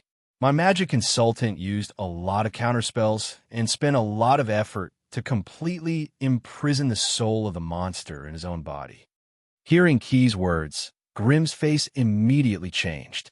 He hurriedly summoned the Black Armored Knights and whispered a few words into their ears. Obviously, the mayor of Emerald City had some special methods that allowed him to quickly contact several of his allies. He quickly received replies from several other mayors. The results were the same as what Keys had said. The situation was indeed not optimistic. I have confirmed, Glenn said with difficulty. You are right. At least the first few cities of the Alliance of 4 Cities have all been attacked by air attacks. They have also encountered different Calamity Warriors. The one Red Pine City encountered should be the Panther Man. The other party could freely switch between the 2 forms of a human and a Black Panther and could escape into the shadows. The mechanical Sphinx beast had the opportunity to be dismantled into parts before it was finally defeated. The one Black Willow City encountered was a fat human who could change his figure at will. It was suspected to be an incarnation. He could absorb the life force of ordinary people to heal his injuries. The mayor of Black Willow City activated the Obsidian Destroyer, but was defeated by the other party's super-large wyvern. Before the obsidian destroyer was destroyed, the soul energy curse that erupted seemed to have injured the other party. The incarnation withdrew from Black Willow City because of the injury. Lawn Maple City was attacked by another Calamity warrior. This Calamity warrior seemed to be the god of night from ancient legends. He should be a monster that was recently resurrected by the Emperor. This fellow was suspected to be a phantom devil.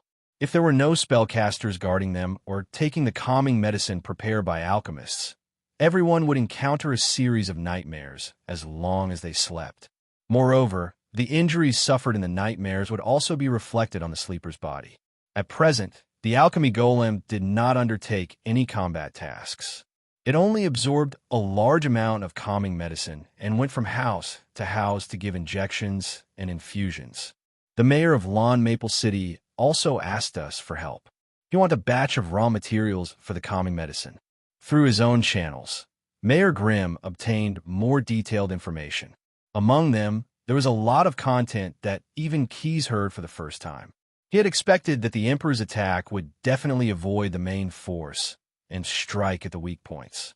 He definitely would not release the Calamity warriors to fight to the death with the newly excavated war machines in the place where they were originally sealed.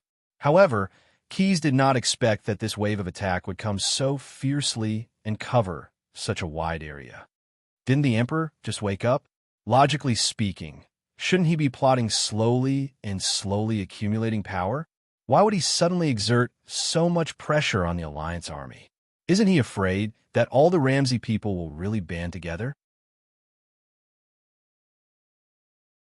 Chapter 708. After a period of rest, Green regained his energy. He immediately called for a cross-city meeting within the Alliance. The priests of the gods summoned divine spells. The mayors of each alliance did not need to gather together. They only needed to stand in front of a square container filled with holy water to communicate with the rulers of other cities for up to 2 hourglasses. Time was precious, so Green made a long story short. The Emperor's recent series of attacks is to exhaust us and make us busy dealing with the crisis in our respective cities. Thus, we can't form an alliance to fight against him. This ancient Ramsey slave master has a war potential that we can't compare to.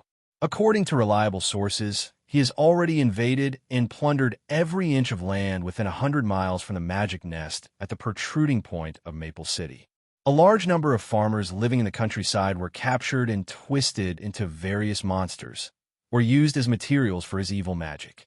Many times, if he is allowed to develop, he will soon gather an unstoppable army of monsters. As he spoke, the supreme commander of the Alliance army signaled to Pastor Tom beside him. The clergyman immediately put a special parchment into the container and floated on the surface of the clear, holy water. With the help of the pastor's communication spell, the contents recorded on the parchment were projected in front of the mayors at the meeting. It recorded the migration of people in various major transportation hubs collected from Emeraldwood City. A large number of refugees have begun to flee to the south, Green explained to the crowd. Following that, not only is there a surge of pressure to settle people, but at the same time, the restless bandit groups have also taken advantage of this opportunity to grow rapidly. According to the information sent by the former rebel leader Mr. Rake, who has reached a consensus with the Alliance and decided to join the Alliance, even some bandit groups have grown so strong that they dare to attack the villages under their jurisdiction and rob people, livestock, and property. Although I'm not sure whether these bandit groups have anything to do with the Emperor, their vigorous development during this period has indeed affected the Alliance's overall situation of resisting the Emperor's power and made Ramsey more chaotic. As for these bandits who refuse to behave and are united against a common enemy, whether it is for the sake of morality or for the sake of the overall situation of the war, we cannot tolerate them. These unstable factors must be eliminated as soon as possible. In fact, even if Green did not provide this proof, the mayors who attended the meeting had already received the news of the influx of refugees from their own channels. They also had some understanding of the situation of the bandits swarming. Currently, The furthest human city-states that had joined the Ramsey Alliance was only about 800 kilometers away from Emeraldwood City. In the span of a dozen days, many wealthy merchant families had already migrated there. If they could stop, the mayors might even think that this was an opportunity to increase the city's tax revenue. However, as they brought the news of the Emperor Monster Army, the wealthy families in the cities began to pack up and prepare to migrate to the more remote areas in the south. Wherever the Monster Army passes, the tragedy is simply indescribable. If you fall into the hands of the monsters, even death is an extravagant hope. The Emperor will use evil magic to distort humans into monsters. All kinds of rumors were everywhere. In addition, the Emperor had launched an air raid on 12 city-states yesterday, and 4 of them had been attacked by the raiders. More than 500,000 people had witnessed the scene of the Monster Army wreaking havoc, and nearly 50,000 civilians had died. The fear of the Emperor had begun to spread rapidly throughout the Ramsey Alliance. It was unstoppable and unavoidable. Others can escape, but everyone, Green said solemnly, we are the backbone of our respective cities. Our family's glory is all entrusted to the cities under our feet. Therefore, we cannot escape. The only way is to fight the Emperor and put that abominable ancient slave master back into his grave. The words of the commander-in-chief of the Alliance Army had indeed struck the hearts of every mayor present. Just as Green had said, most of them were bound together with their cities for good or ill. Therefore, in this revenge war between the Emperor and all the Ramseys, if they did not want to lose everything, then they could only fight to the end. Only by winning could they keep everything they had. But if they failed, they would be swept away into the pile of history. Or even worse than that, they would become unremembered. For people who had experienced the taste of power, being completely forgotten by the world was actually a fate more terrible than death. Therefore, Green had only just started, and all the mayors began to respond positively. We can't passively take a beating, the commander-in-chief of the Alliance Army concluded. The best defense has always been offense, especially in the face of an enemy who can continuously transform the Ramseys into monsters. We must not give him enough time to transform. Yesterday, the Emperor launched an air raid on 12 cities at the same time and sent a total of more than 10,000 monsters. These monsters are different from the lowest level monsters. Presumably, they will have a lower transformation efficiency. According to the estimation of our consultant, Mr. Keys, in order to transform so many monsters, the Emperor has consumed at least 80,000 people he has captured. This was almost all the villagers he could find around the protrusion. In other words, the Emperor should be busy plundering more people. He is now hoarding the next wave of monster army. Therefore, we must seize this opportunity to burn the walls and clear the wilderness. We must not leave him any refugees who can be transformed into monsters. At the same time, we must resolutely eliminate the bandit groups suspected of aiding the Emperor's plan. To ensure that the refugees can smoothly evacuate to safer places, they will be our backup force.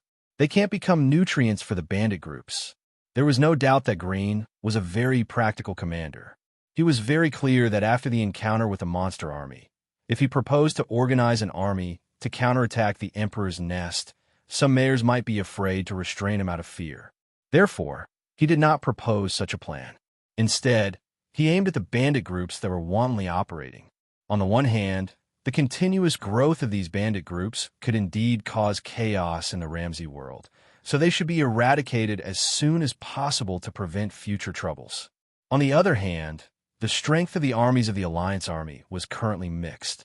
Finding a soft persimmon to pinch would be a good way to break in the Patchwork Army and make some preparations for future tough battles. Chapter 709. They first heard the sound of hooves, then the faint metallic sound of armor clashing against each other. The sound was getting clearer and clearer.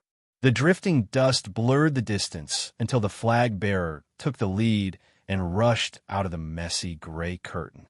There was an iron spider painted in red and white at the top of the flagpole, and a black flag with a skull design hung coldly below it. Seeing the crowd on the other side of the stream, the flag-bearer immediately reined in his horse. A moment later, all the bandits of the Spider Bandits appeared beside the flag bearer, fully armed. The leader was a muscular man who was 6 feet tall. His upper body was naked, and he was as muscular as a wrestler. His body was covered in spiderweb-like tattoos, and his lower body was covered in green glazed armor that was as tight as a glove and carved with gold and silver. Behind him, there were even more knights in plate armor. There were 6 of them in total, and twice the number of attendants in armor. The rear was a team of crossbowmen on horseback.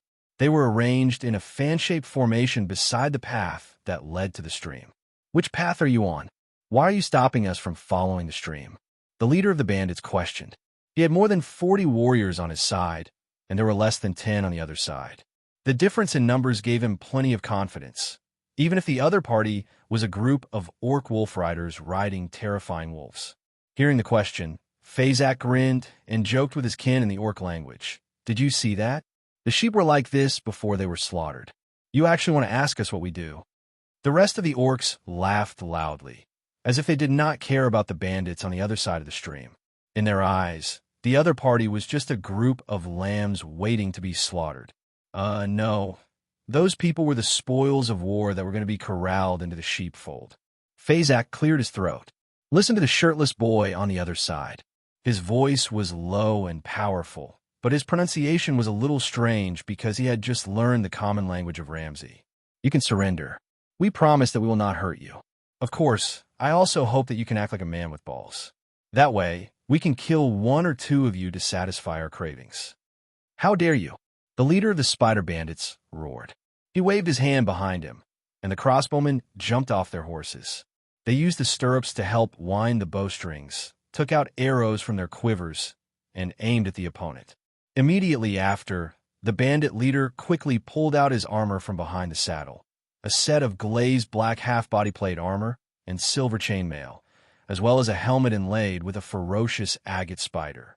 It was obvious that he had received special training. He put on the plate and chainmail, fastened the cowhide belt, and fastened the helmet to the bolt on the neck guard. This great bandit was done with his armor. He threw a shield from the saddle to his attendant, who immediately handed over a long-handled battle axe. Compared to the sword and shield combination, the long-handled battle axe was longer and more deadly. The handle was reinforced, the axe was heavy, and the tip was sharp. However, it required 2 hands to wield. The bandit leader felt that the armor on his body was enough to protect him against less than 10 orcs. "Hand over your life." Following the leader's shout, the crossbowmen immediately pressed their fingers on the trigger. However, what caught them off guard was that the metal parts on the crossbows instantly became scorching hot. Due to the scalding of their fingers, the crossbowmen couldn't hold the weapons in their hands. The weapons of mass destruction seized from Lawn Maple City's garrison fell to the ground one after another. In fact, many of those cries came from the mouths of the knights on horseback.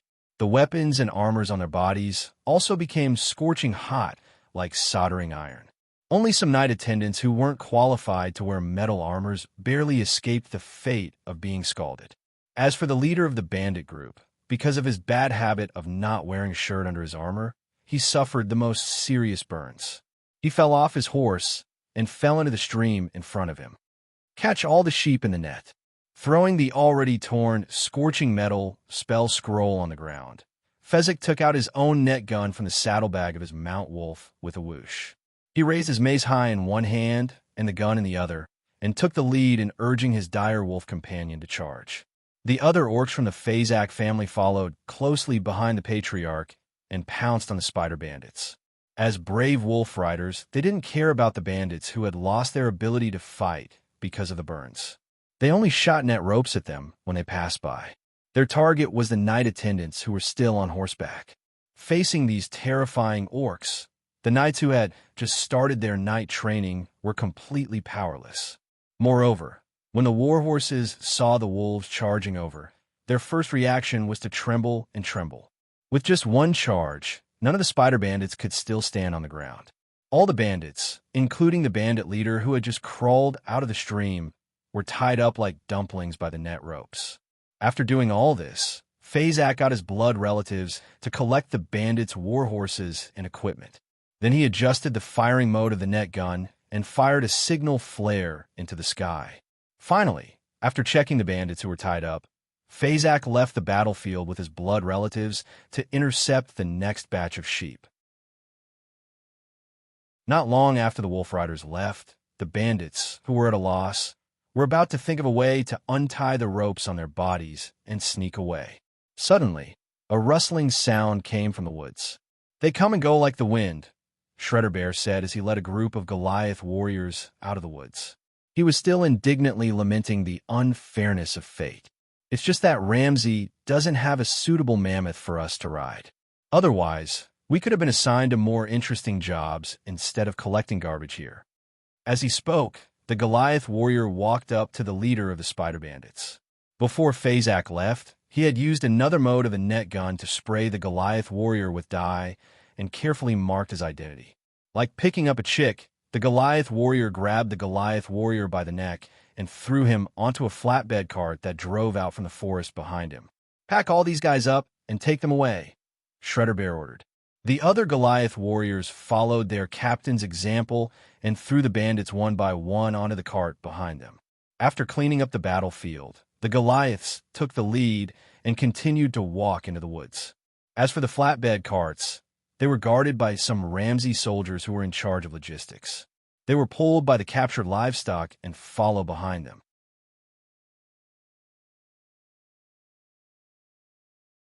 Chapter 710. Ever since he came to the Ramsey Plain, Keyes had been using the scale of perpetual order as his trademark.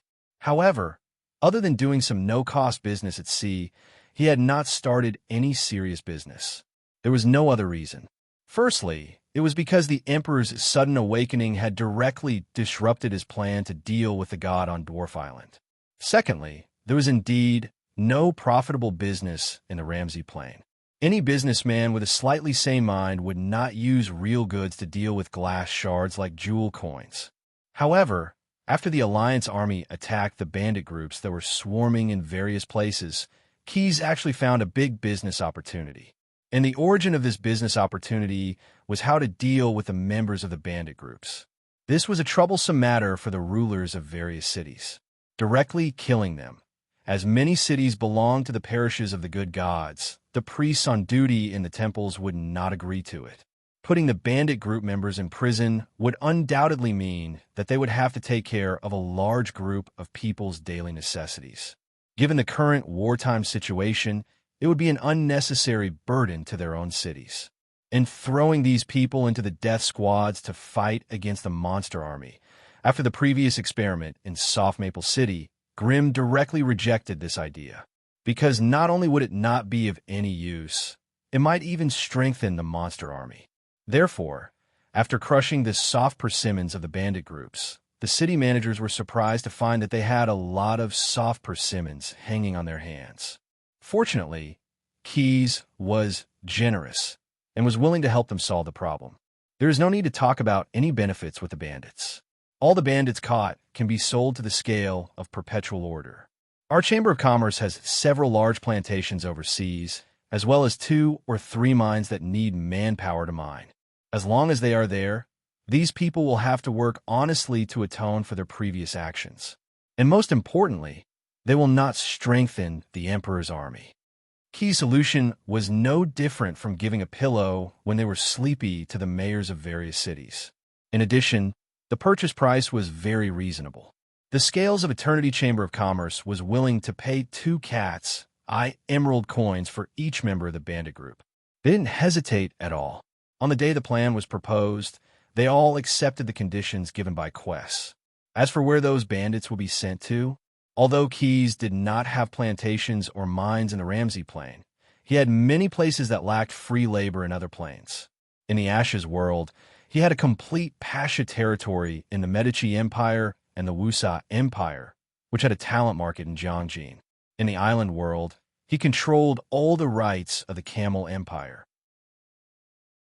Moreover, the current members of these bandit groups might not be able to get such a good treatment as free labor. After all, compared to the basic plates that have been in operation for a long time, the 10,000 herb haul and the Wheel of Fortune in Mark City actually lacked some raw materials. Whether it was used as a cultivation medium for certain herbs, as a participant in a life and death battle, or as a member of a bandit gang who had committed many crimes, they were actually more suitable. In any case, he had used the glass shards to exchange for it. The advantage was that it was cheap enough. Therefore, after Keyes opened up the purchase, the captured bandits were all escorted by the Alliance Army to the goods trading center specially set up by the scale of Perpetual Order. At night, when there was no one around, the half-lich Snade would use the door key he took out from Mark City to open a portal to another world that led to Gate City and transport all the goods to the Wheel of Fortune. This kind of transaction lasted for a week, and the backlog of bandit members in the prisons of various cities was almost emptied. As a last resort, Keyes had to ask Green for permission to let his subordinates personally go and capture those small bandit groups. Of course, the targets he chose were those strong and notorious bandits. This was because in the life and death battle arena of the Wheel of Fortune, only those who were fierce and evil enough could attract more customers' interest. Due to the abundant manpower, there was an unlimited supply of participants in the arena every day. The amount of bets placed on the Wheel of Fortune's life and death battle arena could be said to be rising steadily. Even the android Shimshaka, who was in charge of this business, was greatly surprised. Now, she did not even need Snade to open the door. Every fixed time, she would personally go to the Wheel of Fortune and come to the Ramsey Plain.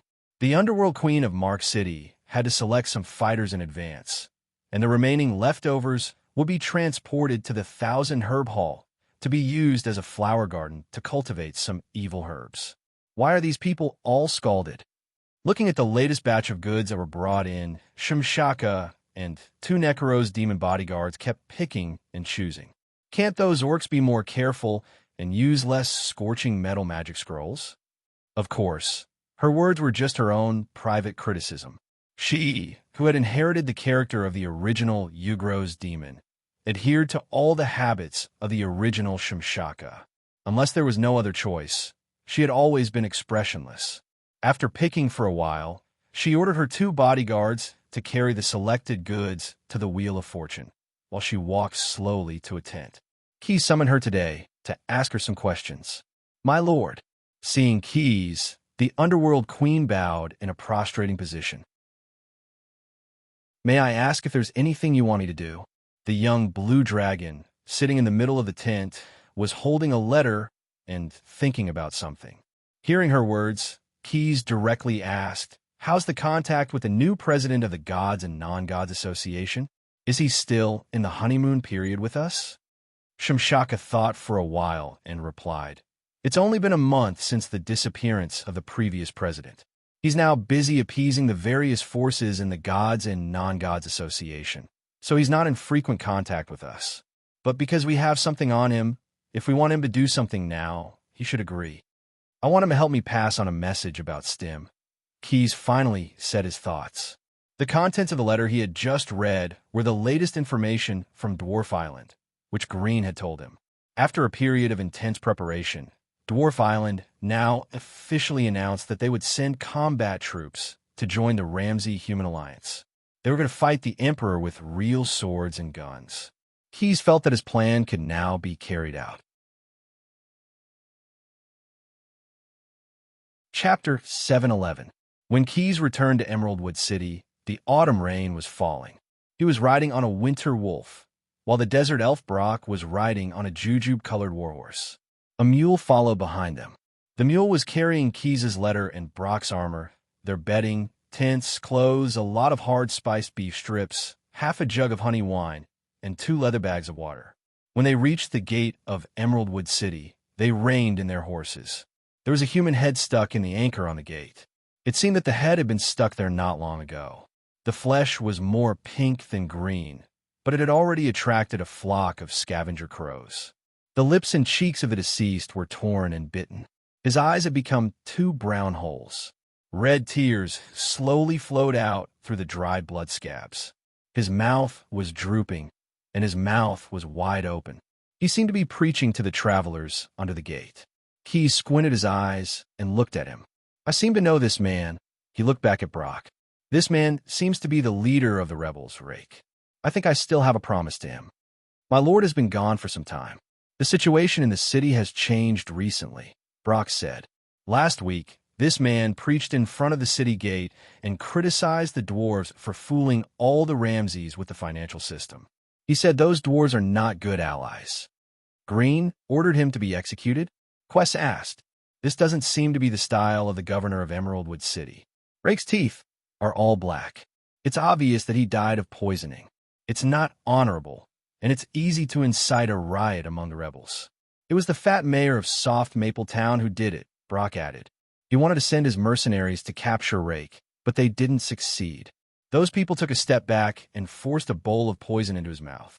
After a short pause, Keys and Brock urged their mounts into Emeraldwood City. Along the way, the desert elf explained to him in detail about the grudge between Rake and the fat mayor of Soft Maple City. These stories had already spread throughout the city like the wind. The two of them used to be apprentices in the shop of a great alchemist in Soft Maple City. The only difference was that the fat mayor was smarter, while Rake was more obsessed with alchemy. The former relied on the previous mayor's tonic and stepped into the political arena. The latter learned all the skills of the great alchemist and inherited his teacher's family business. Harrow had always believed that the gemstone coins given out by the dwarves were not valuable at all, and that the dwarf island wanted to use them to enslave and order the humans of Ramsey around. Therefore, the fat mayor announced that his junior was a rebel, and Rake escaped to the outskirts of the city to become a rebel. Later on, he relied on his own abilities to slowly become a leader of the rebel army.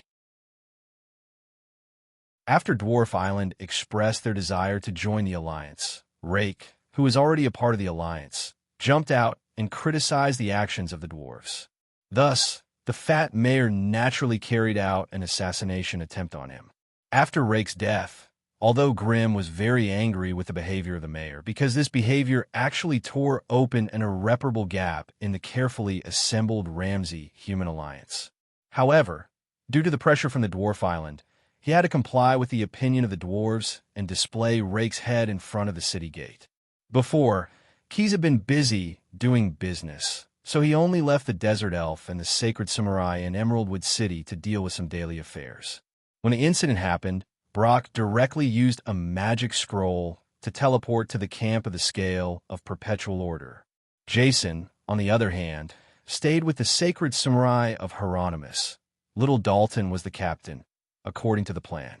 Since the dwarves had sent a large number of people to Emeraldwood City, Keys did not use any unusual means to hide his identity.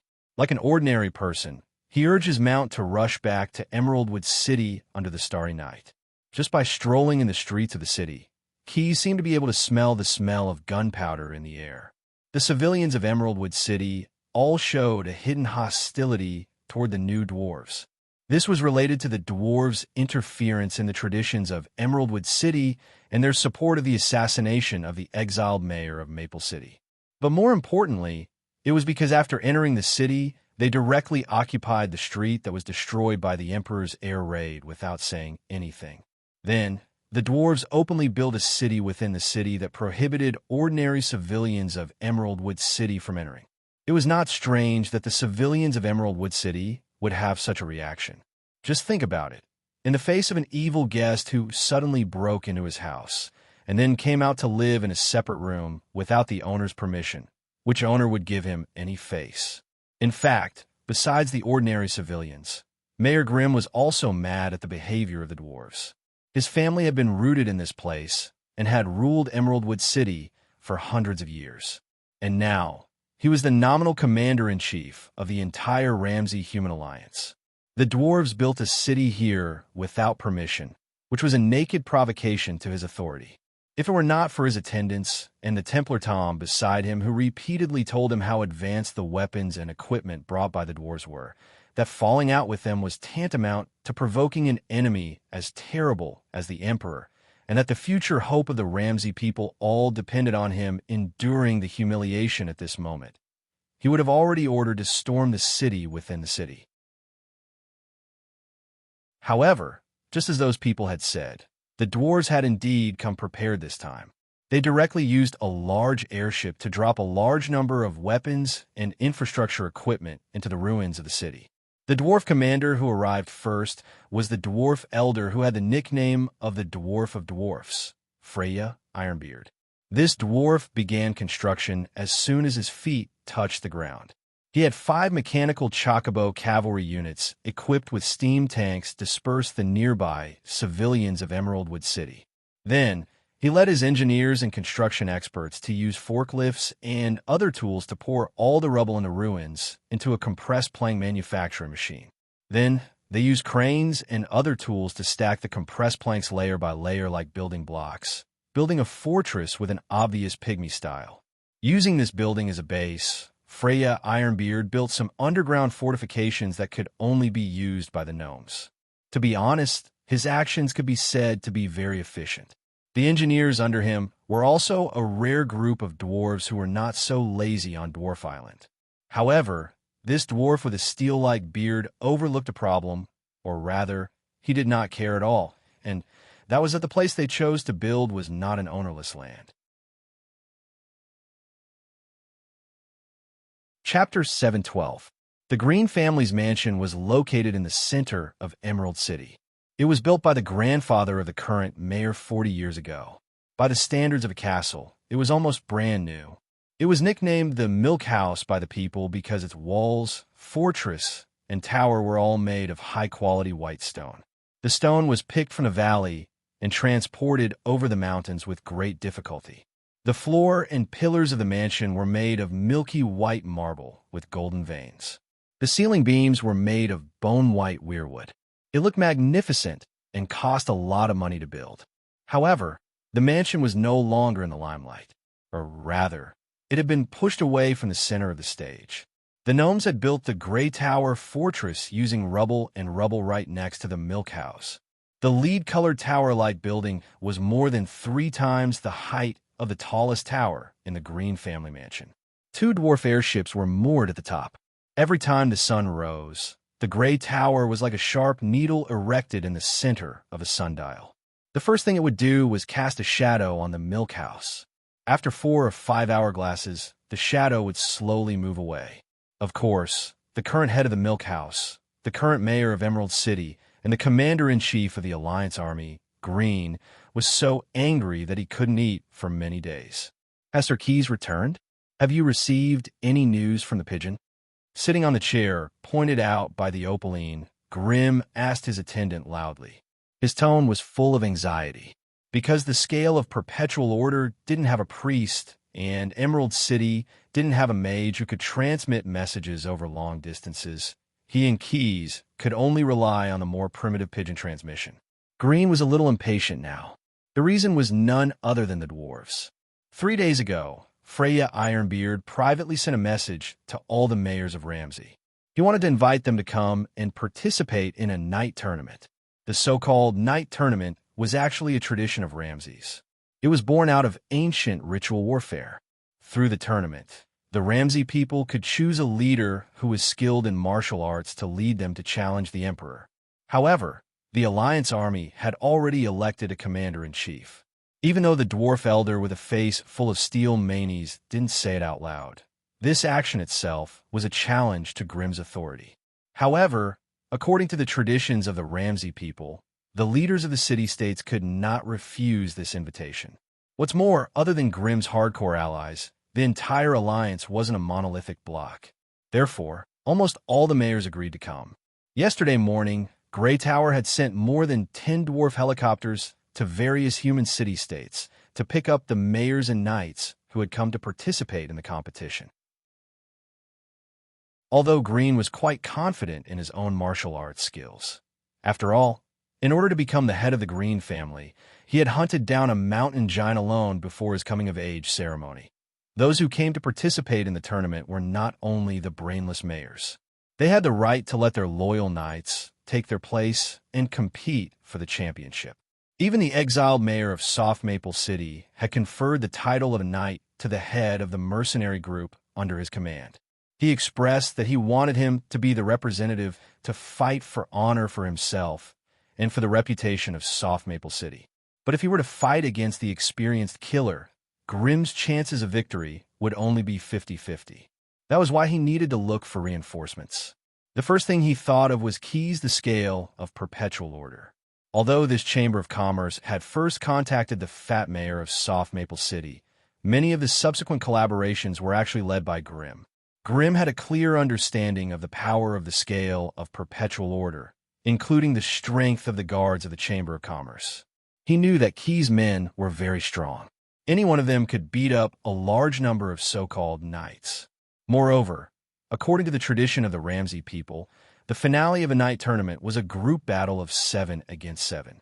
In order to win this tournament, which was completely aimed at himself, Grimm felt that he must draw Keys to his side. At the very least, he had to think of a way to persuade Keys to not let the guards of the Scale of Perpetual Order become other people's knights.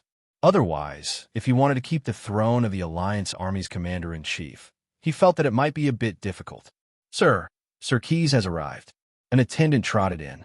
Because he knew the mood of the master, he did not follow the etiquette rules and directly ran while announcing the news loudly. When Keys walked into the milk house's hall, it had already become a qualified private banquet hall. Roasted suckling pigs decorated with apples, roasted peacocks with their feathers, and roasted barracuda sprinkled with crushed almonds were placed on the high table. Peppered pork soaked in almond milk, fried chicken stuffed with onions, mushrooms, and roasted chestnuts, as well as codfish steaks with sweet and sour sauce were piled up tightly on the side table. In addition, there was pea porridge, buttered turnips, white radishes dipped in honey, and a strong taste of blue ripened cheese. These foods showed the hospitality and wealth of the host. Keys did not refuse and sat at the head of the table. After toasting with Mayor Grimm, he happily ate and chewed. The flute and violin played cheerful music. When Keys began to drink the pea porridge, the musicians tactfully ended the performance. The topic of the banquet naturally shifted to the night tournament that was going to take place the next day. I hope you can give me a hand, or at least give me a promise, Grimm slowly said. For the sake of this should be considered a sumptuous welcome banquet. Don't become another mayor's substitute knight. Picking up a corner of ale, Keys drank it in one gulp. Never refuse the master who gives you the best honey-mixed wine, he replied Grimm with a Ramsey proverb. If a knight wants to obtain glory, it is not about martial arts or armor, but about choosing the right lord. Seeing the joy in Grimm's eyes, he continued to add, the dwarf's current actions are not in line with the core values passed down from the Scale of Perpetual Order. Our goal has always been to solve the big problem of the Emperor, but now they are dividing the Ramsey army that has been united with great difficulty. They are still too naive. Dividing and suppressing the Ramseys will not end well in the end, unless the financial system that the dwarfs came up with is also effective against the Emperor. Otherwise, their current actions are tantamount to slow suicide. They are really stupid beyond belief. Finally, I met a sensible person. The money spent on this meal was not in vain. Grimm's heart was also extremely excited. Chapter 7:13. On the morning of the second day, the scorching sun was merciless. It didn't look like autumn at all. The white stones of the milk house were roasted into waves of heat. The air was filled with the smell of dried soil and trampled grass.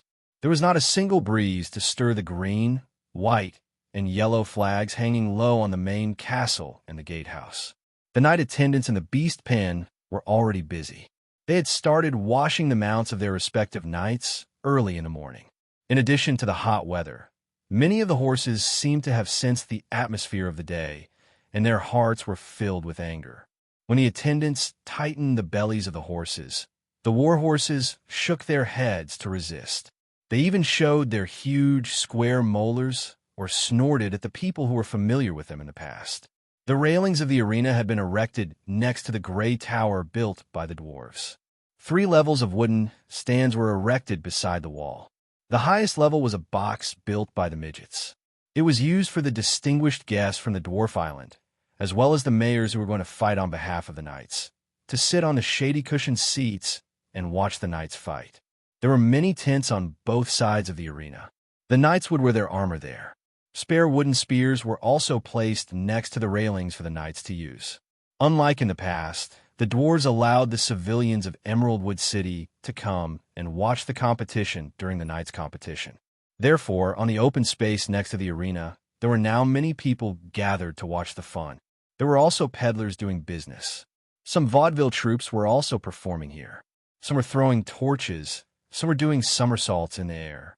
There were also bards who chose to sing here. They sang The Black Bear and The Beautiful Young Woman and other slang songs. Many citizens also beat the beat to liven things up. When the song reached the climax, many people shouted, "This black bear, its whole body is dark brown and covered with fur." Bang, bang, bang. 3 salutes sounded, announcing the official start of the competition.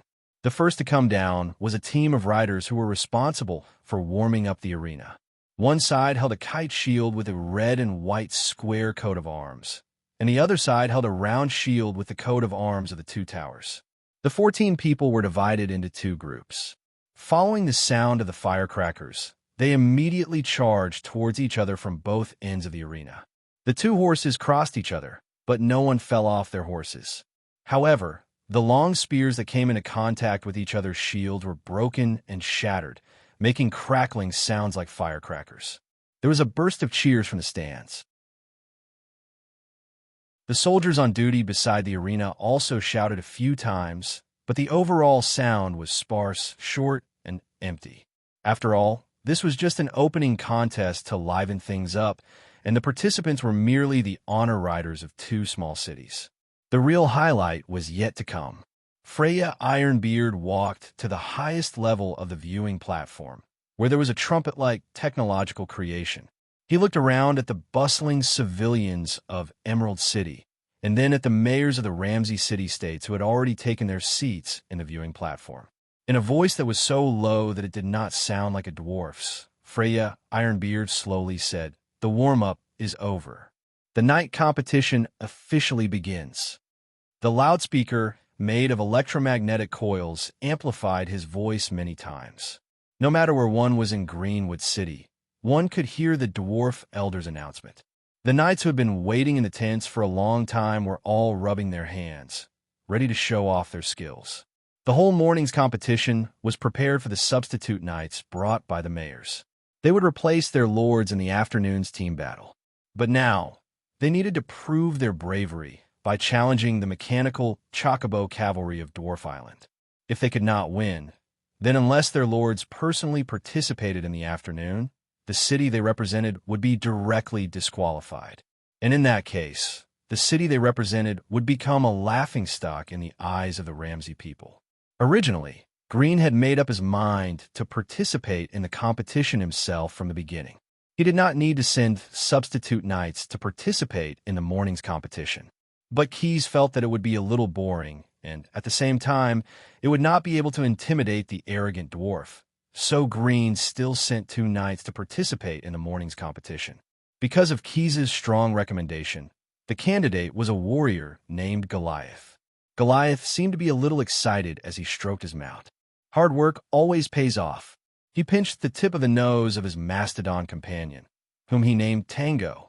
"I told you the cause would reward me with a good mount." Tango could not help but feel a little annoyed when someone pinched the tip of his nose.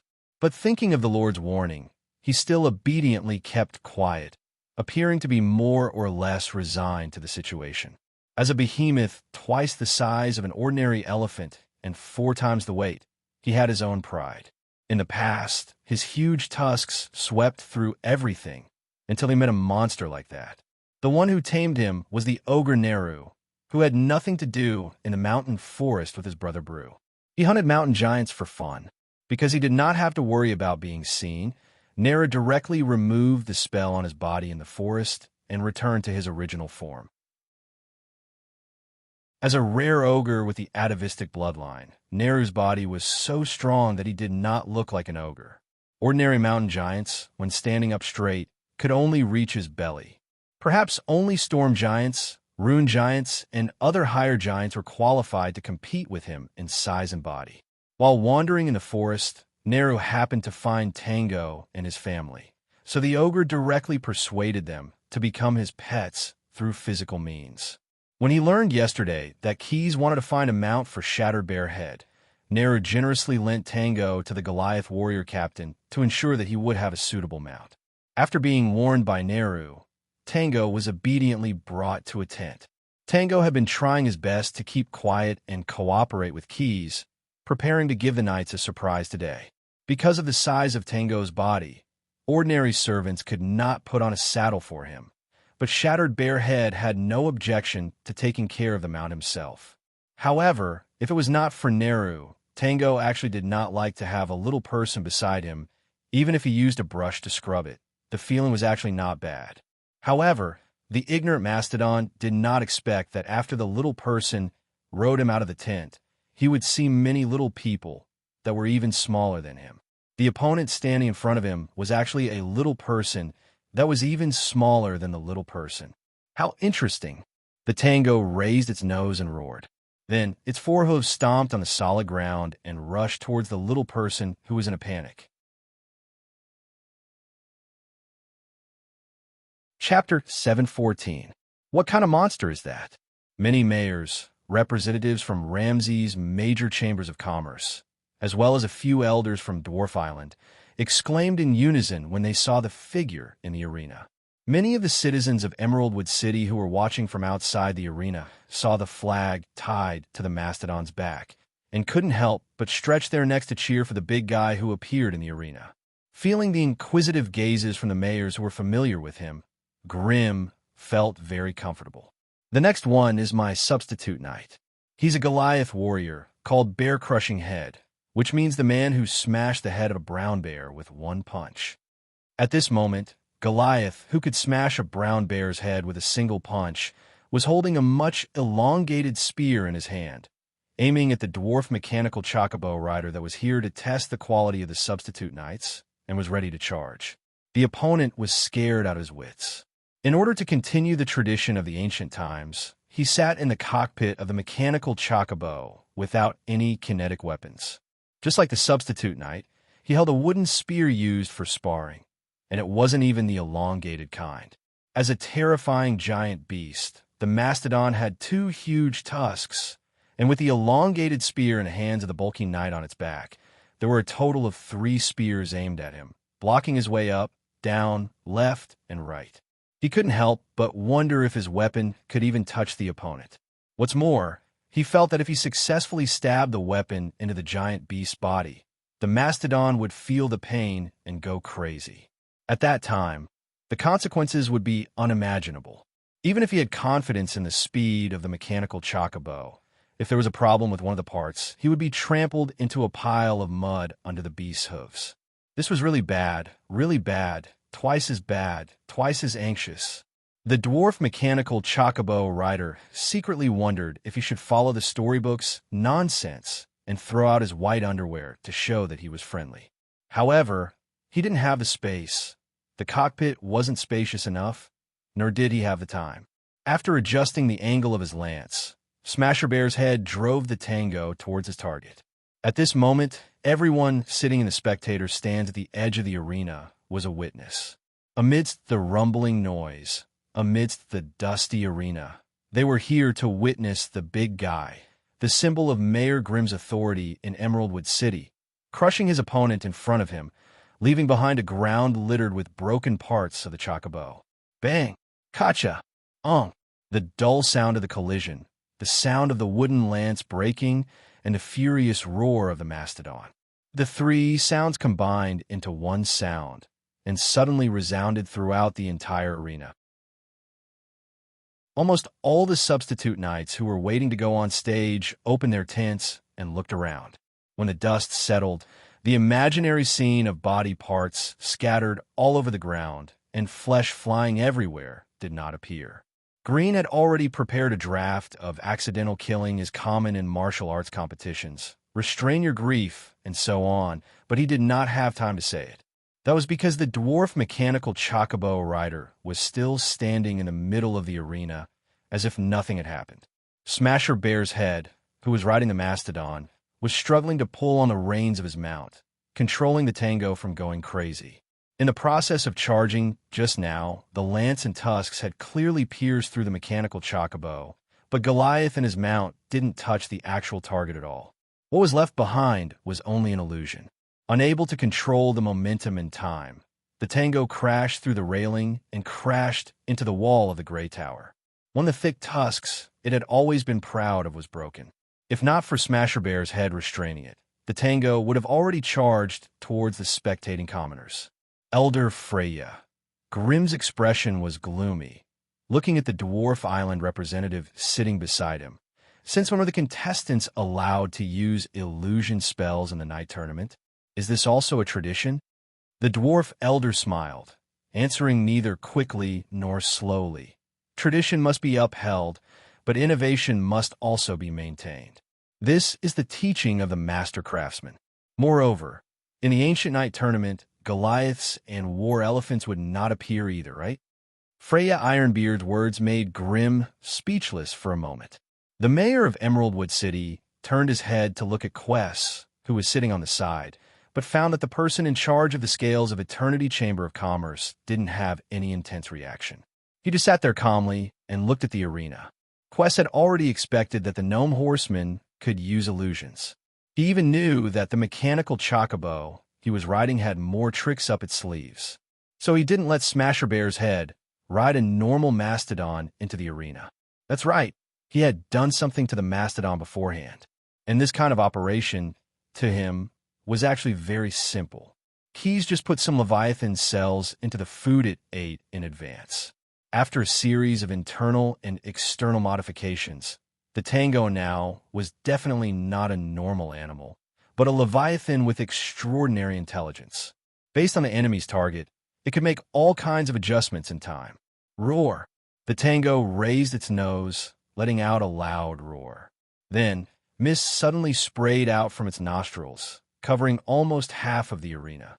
Affected by the mist, the mechanical chocobo immediately showed strobe-like fluctuations.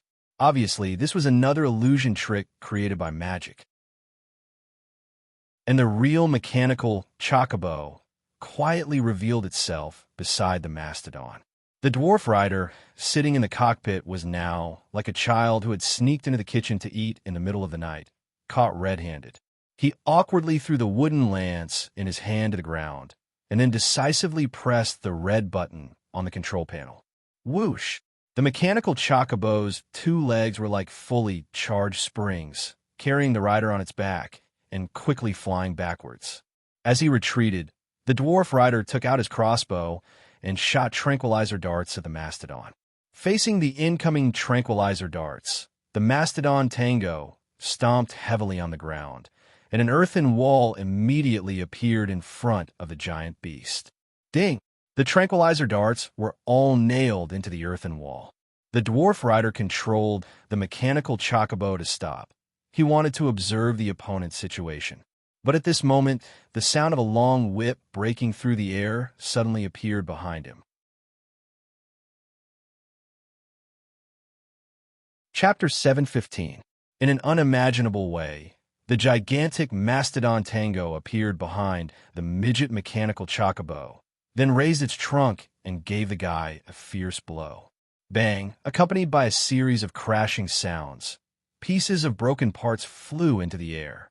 The midget rider in the cockpit immediately activated the ejection seat and escaped like a crow on an airplane.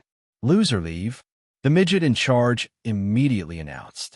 He didn't want a mastodon rider to continue hurting his own people, so he stood up to help him out. With this pardon, the midget rider who escaped from the ejection seat landed on the ground, patted his butt, and ran to the exit of the arena. How did that mastodon appear behind the mechanical chocobo? Grimm looked at Keys and asked in a low voice, "Is it a magical beast? Or does that Goliath warrior bear crusher have some special ability?" In response to his question, Keys only nodded. That mastodon has the bloodline of a phase creature. This was just a lie. The young blue dragon couldn't explain to him what a Leviathan was. After defeating the mechanical chocobo, Bear Crusher rode the mastodon back to his tent. A few of his people ran over and brought over the broken tooth of the mastodon that was stuck on the wall of the gray tower, along with a ring made of adamantine. The substitute knights of the other mayors all looked at the tent in Emeraldwood City. They were all praying, hoping that they wouldn't encounter such a terrifying opponent in the afternoon battle. In front of that guy, the warhorse is no better than a little kitten, a knight in a red cape, representing Red Pine City side. Plus that giant-like rider on its back. This combination can be used as a dozen knights. Many people agreed with him, but no one felt that it was against the rules to let such a knight fight. After all, in Ramsey's ancient knight competitions, there had been even more terrifying participants, such as Wyvern Knights and Behemoth Knights. The power to set the rules was always in the hands of the strong. Originally, the commander-in-chief elected by the Ramsey Alliance was actually Mayor Green of Emeraldwood City, and the dwarves held a knight tournament to usurp that person's authority. Although not all the mayors of the human cities were willing to obey Grimm's command, they had more or less made comparisons in their hearts, and indeed recognized the strength possessed by Grimm and Emeraldwood City. They also wanted to take advantage of the meeting held by the gnomes to measure Grimm's weight, and at the same time, take the opportunity to try to seize the highest command of the Union Army in order to seek benefits for themselves and their own cities. However, when the Mastodon and Smashed Bear's head entered the field and defeated the midget's mechanical chocobo rider in an unstoppable manner, many of those who had their own plans extinguished their ambitions. There was no other reason. It was purely because they had already seen that they were no match for him.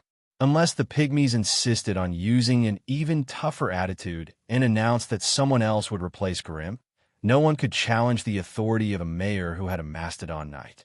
For the rest of the morning, the attention of all the mayors wasn't on the field below the stands. They were all staring at the final decision-maker of the Pygmies, Elder Freya Ironbeard. Only the ordinary citizens who were watching the show were still cheering for the knights who were putting their strength into the competition. The results of the competition have been announced. The following cities have qualified for the team battle.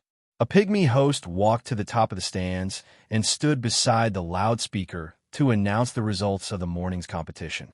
After a whole morning of competition, only a few of the mayor's substitute knights defeated the mechanical chocobo rider.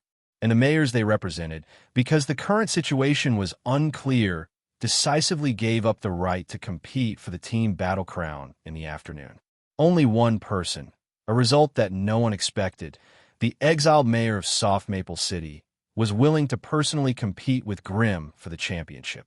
And this fat mayor, who looked a little fat, seemed to be full of confidence, as if he was determined to win the championship. Regarding his choice, not only the mayors of the other cities, even Grimm, who was his opponent, didn't understand. One had to know that the current Soft Maple City existed in name only. After the big retreat, the original Soft Maple City had become a satellite town of Emeraldwood City.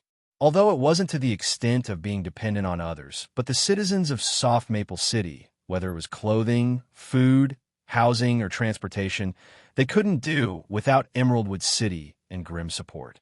And this fat mayor, at this time, actually chose to go against Grimm. This was no longer a question of ungrateful wolf. This was simply a question of death. Unless the Pygmies promised enough benefits and at the same time provided enough help. He wouldn't do this if he had any sense left. Simply blinded by greed, Grimm coldly snorted. At noon, when all the mayors were on their way to the milkhouse for the feast, he ordered his own attendant to immediately issue an order to the tax officials of Emeraldwood City. From today onwards, Soft Maple Satellite Town will no longer enjoy tax subsidies. Putting aside the person who was about to explode in anger, Quest was actually quite curious about the fat mayor's abnormal behavior. Because the fat mayor was the first human leader of Ramsey that the young blue dragon came into contact with, Keyes could be said to have a better understanding of him, whether it was his temperament or his own strength. Logically speaking, there was simply no possibility or need for the fat mayor to stand on the opposite side of Grimm. The only armed forces under his command were the group of mercenaries that he personally hired from his own pocket. Even if the mercenary group leader and several of his trusted subordinates were elites who had experienced hundreds of battles in a group battle of the night tournament, Those people were no match for Grimm's knights. In order to become a knight under a lord like Grimm, in addition to armor, swords, and a warhorse, one also had to receive strict knight training from a young age and master all the skills of a horse battle. Obviously, as mercenaries, they absolutely couldn't have that kind of learning opportunity. Moreover, when the pygmy host announced the participants for the afternoon competition, the fat mayor of Soft Maple City had indeed let the mercenaries take his place in the competition. Keyes had some impression of the names mentioned in the list. What gave him the courage? Thinking back to the previous incident where the fat mayor poisoned Rake, Keyes thought that the fat mayor was still riding on the coattails of the Dwarf Island. But now he still didn't know what the Dwarf Island had given him to give him such courage. Chapter 716. You have to give me an explanation. The mercenary leader stared at the employer in front of him, but there was no respect in his tone. Although I also use my fist to punish my subordinates, I only do it when they deserve it, and I won't let others do it for me. The fat mayor smiled awkwardly. He didn't know that the situation would turn out like this. Obviously, he only brought a few substitute knights to replace the mercenaries, but who knew that the substitute knights would use such a direct method to make the mercenaries unable to fight. I will compensate you. Looking at the mercenaries who were holding their waists and couldn't stand steadily, the fat mayor gritted his teeth and said, "And your subordinates, each of them will get 50 emerald coins. Your share will be doubled." The mercenary leader snorted, "We only want half of the emerald coins, and the other half will be exchanged for full-body armor, healing potions, and 30 well-trained purebred horses. Half for each male and half for each female." Because Rake had wantonly attacked the dwarfs' financial system in Emerald City, they also had some doubts about the shiny currency issued by the dwarves. Therefore, to be safe, he had to replace it with real objects. "Leader, there's something wrong with those guys. Even if he could get a generous compensation, he still suffered a loss. As the deputy leader, how could old AI have a good impression of those guys?" He approached his leader and whispered, "They don't seem to be human." The exile mayor of Soft Maple City had a good hearing, but he was actually quite good at hearing. Therefore, he heard old AI's reminder. "They are definitely not ordinary people. They're humanoid weapons loaned to us by Dwarf Island." He continued to explain, "They are lightning monks." Following the fat mayor's introduction, the people, who were hiding in the linen-hooded sweaters, all raised their heads, revealing a strange face covered with swirling patterns. "What the hell are these monsters?" The mercenary leader pulled out his sword with a whoosh. There was no doubt that he was a little frightened by the lightning monks. There were no facial features on the other party's face at all, only a small hole flashing red light in the right eye. The electric monks looked like zombies that had crawled out of their graves after death. Their skin was an unhealthy lead gray color. The lightning monks are the most loyal monks of His Holiness Stem of Dwarf Island. They have dedicated their lives to the god of virtual games. The plump mayor pointed at the hooded man. Moreover, they were the first batch of humans to worship that god. The mercenary leader gasped and sucked in a breath of cold air. Although he had heard of the god that the dwarves on Dwarf Island worshipped, he had never heard of any humans worshipping such an existence. Furthermore, he had never thought that these human worshippers would turn into something that was neither human nor ghost. It's only one day in the world, but it's been thousands of years in the virtual game, the fat mayor continued. These pioneers have been training in the virtual game for more than 3 years. Each of them is proficient in various combat skills, including riding. At the same time, they're also the priests of that god. They can cast a variety of powerful divine spells. They are the strongest aid that Dwarf Island can provide to Maple City.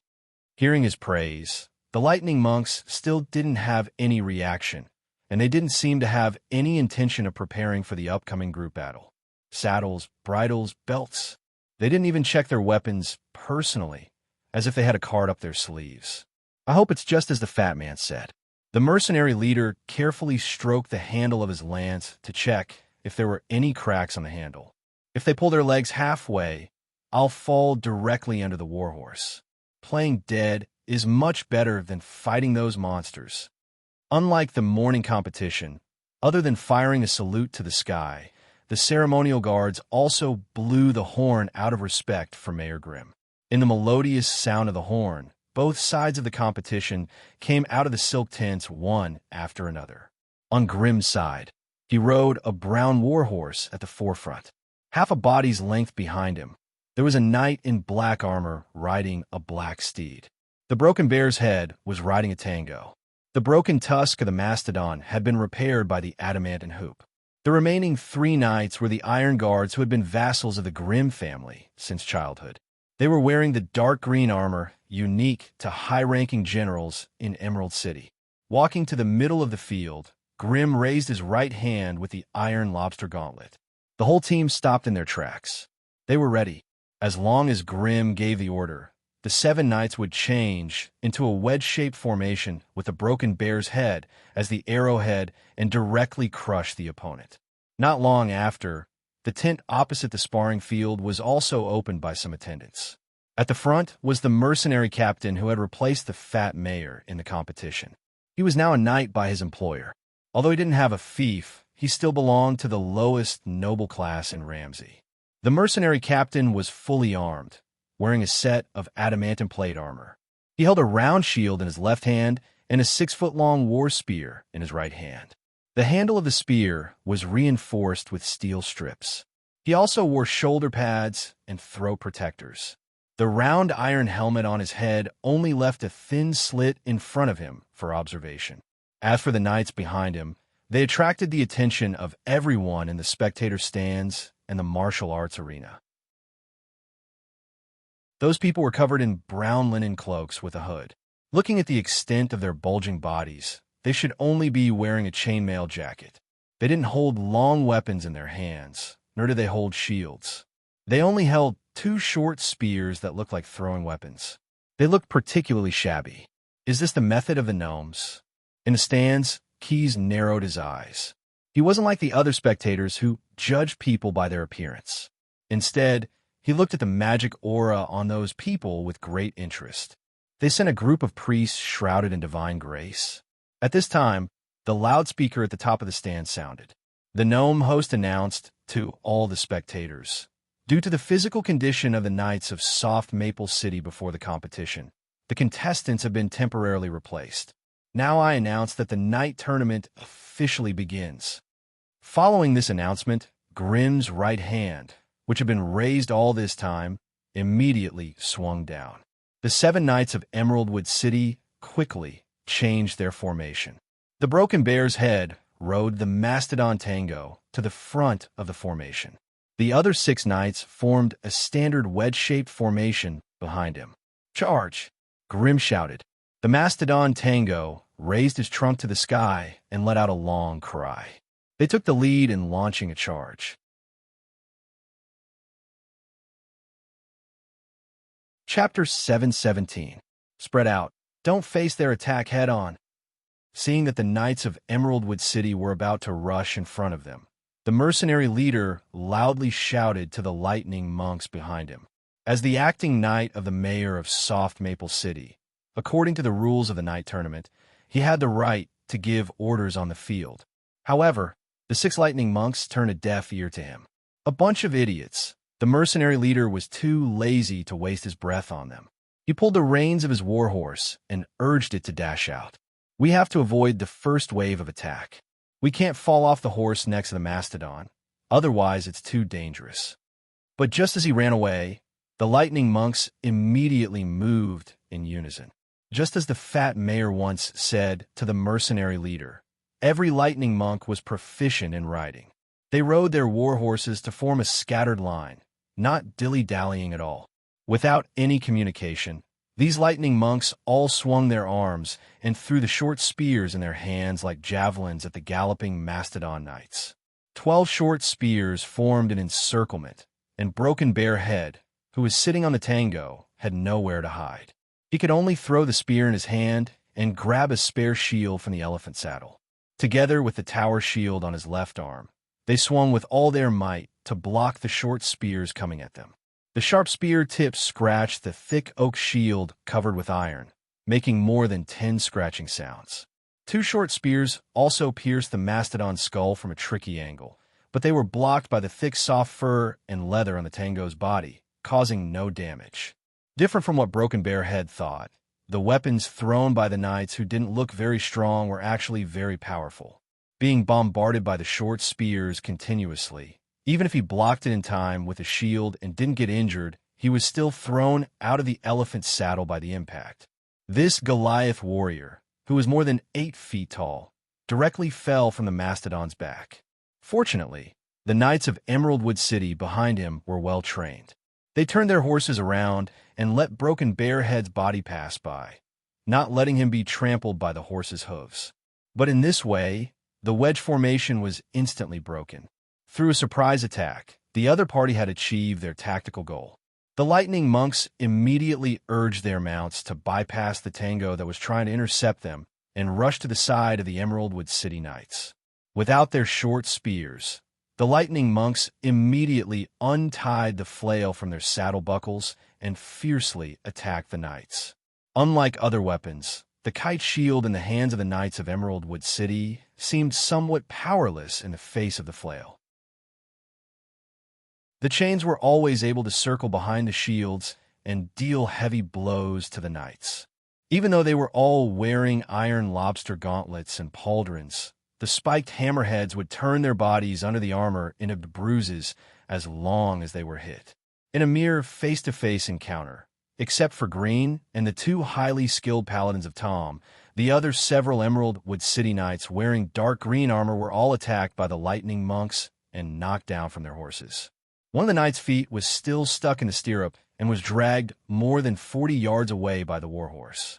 The remaining few knights desperately tried to stand up, but the lightning monks immediately used the flail to hit their helmets and knock them back to the ground. Change to the hammer. Green shouted loudly and then immediately threw away the lance in his hand and picked up the hammer hanging on his saddle buckle. He used a shield to block a flail strike and then swung the hammer to hit the shoulder blade of a lightning monk. The 2-pound hammer head hit the opponent and made a sound similar to that of a wooden stick hitting soaked leather, but the effect was only that.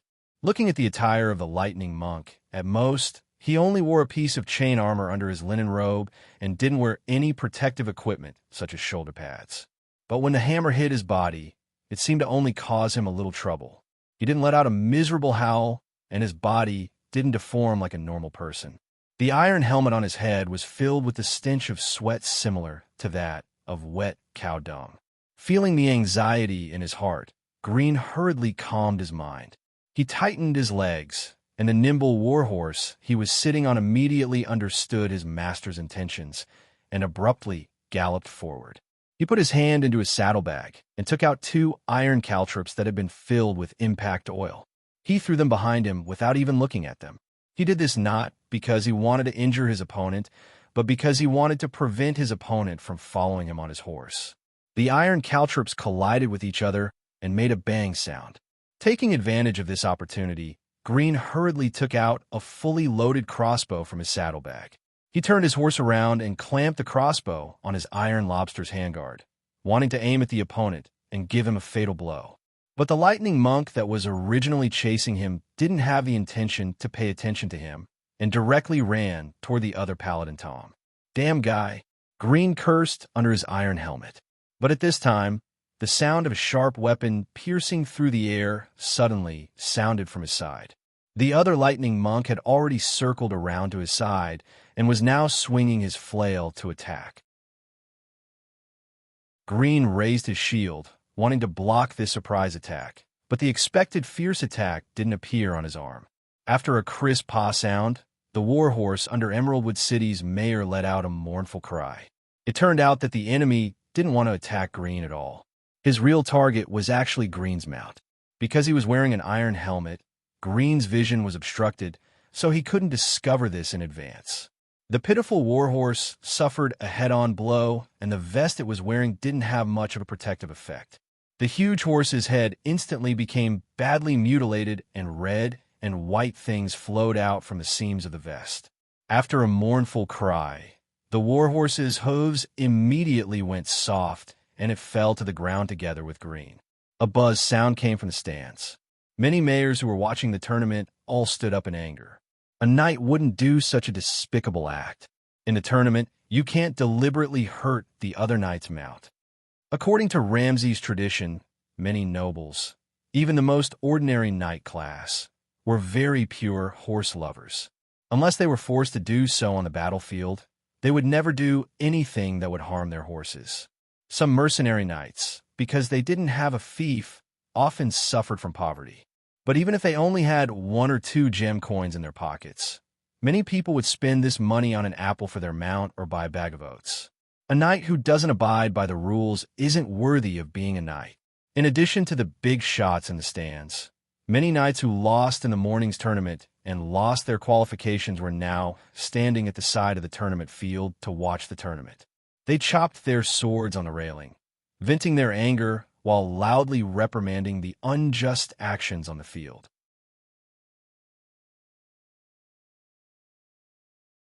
Chapter 718. Being crushed by a warhorse. Mayor Grimm's legs were unnaturally twisted, but even so, he did not faint. The hammer had already been tossed to God knows where. He held the crossbow tightly in one hand, while his other hand dug out a lot of dirt from the ground that was scattered with white dust. As long as the enemy came to finish him off, he would teach them a lesson they would remember for the rest of their lives. However, the lightning monk who took the initiative to kill the horse had no time to take care of him. After Grimm fell to the ground, the 2 paladins who had once vowed to protect him in front of the statue of the god of courage and loyalty rushed to the lightning monk as if they had gone mad. They did not care about their own safety. Even if the enemies around them added a few more scars to their bodies, these 2 paladins still did not hesitate to put their backs under the attack of the enemy's weapons and then rush to the Lord. Originally, they had already made preparations to mobilize their holy power to prevent themselves from being seriously injured. But they worried too much. Smashed Bare Head had already climbed up from the ground. This powerful Goliath warrior rushed to the lightning monk who was about to attack the 2 black armored knights. Smashed Bare Head felt humiliated after being shot down from the war elephant, so he was very angry at the moment.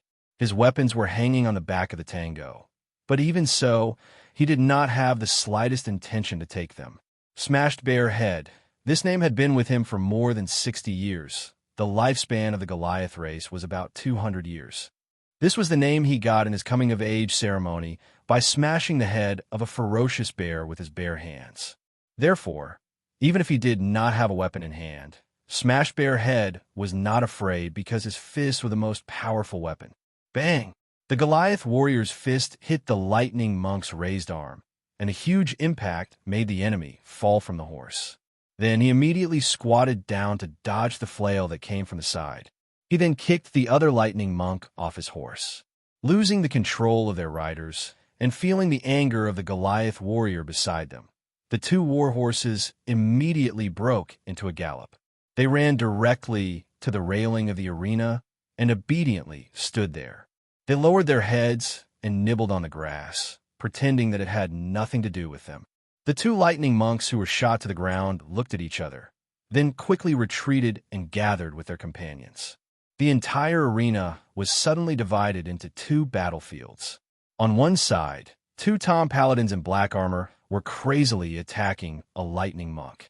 On the other side, the remaining 6 lightning monks were huddled together, preparing to fight a decisive battle with the Goliath warriors. Roar! The Mastodon War Elephant Tango's roar attracted everyone's attention. Having been transformed into a leviathan, it had a much sharper sense for danger than ordinary creatures. It sensed that a dangerous aura, which did not originate from the lightning monks, was quietly approaching, so it hurriedly issued a warning. Of course, the person it wanted to remind wasn't Smashed Bear Chieftain and the others, but the young blue dragon who was watching the battle from the stands. Keys, on the other hand, was looking up at the sky. In his line of sight, a huge flying carpet was situated at the top of the sky.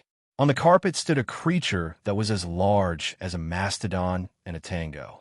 Although he had never seen it before, Keys could still guess who it was from the intense magic waves emitted from its body. The Emperor actually came to Emeraldwood City. Shouldn't he be busy creating his own monster army? Just as he was guessing what the ancient slave Master Ramsay was plotting, the Emperor jumped down from the edge of the flying carpet and directly appeared in the middle of the arena using a high-level teleportation spell. In an instant, the entire arena. No, it should be said that everyone who saw this scene was boiling with excitement. Monster! The knights on both sides who were fiercely fighting suddenly stopped. Even the Goliath warrior, Smashed Bear Chieftain, who was not good at thinking, stopped his angry iron fist at this time. He glanced at the direction of the stands and then calmed down. Quest was personally overseeing this place. A game of ants. The Emperor opened his big mouth full of fangs and said in a mocking tone, "This game was introduced to Ramsay by me in order to educate your ancestors and let them understand the most basic sense of honor." Two Tom paladins worked together to lift the horse's corpse and help their lord to stand up. One of the black-armored knights took out a horn from his back and blew it with all his strength. The guard in the milk house heard the horn and immediately rang the city's alarm. In a moment, all the guards in Emeraldwood City would gather here to fight against this monster that suddenly appeared. On the spectator stand, several dwarf elders pressed buttons in their hands. Their seats were equipped with ejector escape seats, similar to the ones on the Chocobo. Once the switch was activated, these esteemed dwarves were all ejected out of the arena like crows on an airplane. "No!" Freg Ironbeard shouted loudly to stop them. Unfortunately, he was still a step too late. Just as the dwarf elders were about to land and run into the gray tower to avoid danger, a green flame barrier suddenly rose from the railing of the arena. There was no doubt that the dwarf elders who were still in the air were all burned by the flame. They did not even have the chance to scream before they turned into piles of ashes and drifted away with the wind. "I did not allow you to leave," the Emperor said with a sinister smile. "As spectators, how can you leave first? I have to teach you a lesson and let you see what a proper gladiatorial battle is, and not this messy night tournament." When he finished speaking, the green flames condensed into the shape of a long spear in the middle of his four-fingered hand. The Emperor shook his wrist, and the flame fell to the ground, burning bowl-sized holes in the ground. A fine gold spear suddenly appeared in his hand. "As for the entrance fee to watch the gladiator fight, you have to save your lives for the time being. I will collect the money from you later." "Don't worry, I won't let you wait for too long," the Emperor announced cruelly. However, before he could charge, the Mastodon Tango, who had already received Key's order, was the first to charge at him. Because it needed to run to gain enough momentum, it did not use blink like before to appear behind the enemy. "You're overestimating yourself." Seeing his opponent provoking him, the Emperor snorted coldly. He did not dodge and directly charge at the Mastodon. Before the two behemoths collided, the ancient slave Master Ramsay stabbed his golden spear into the Tango's body. Then he grabbed the tusk of the Mastodon with both hands and twisted it to the ground with his arms.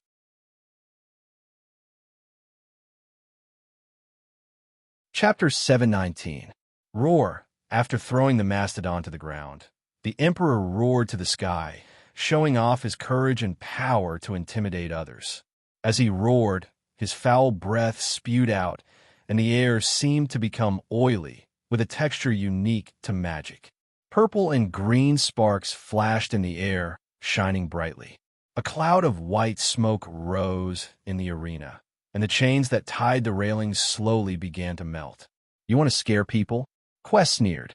"You're really an emperor who pays attention to ostentation. But so what? He is the emperor. Against evil, there is no need to be chivalrous. Everyone, let's kill him together." Obviously, fear did not corrupt the young blue dragon's mind, and some of the more violent mayors were not afraid either.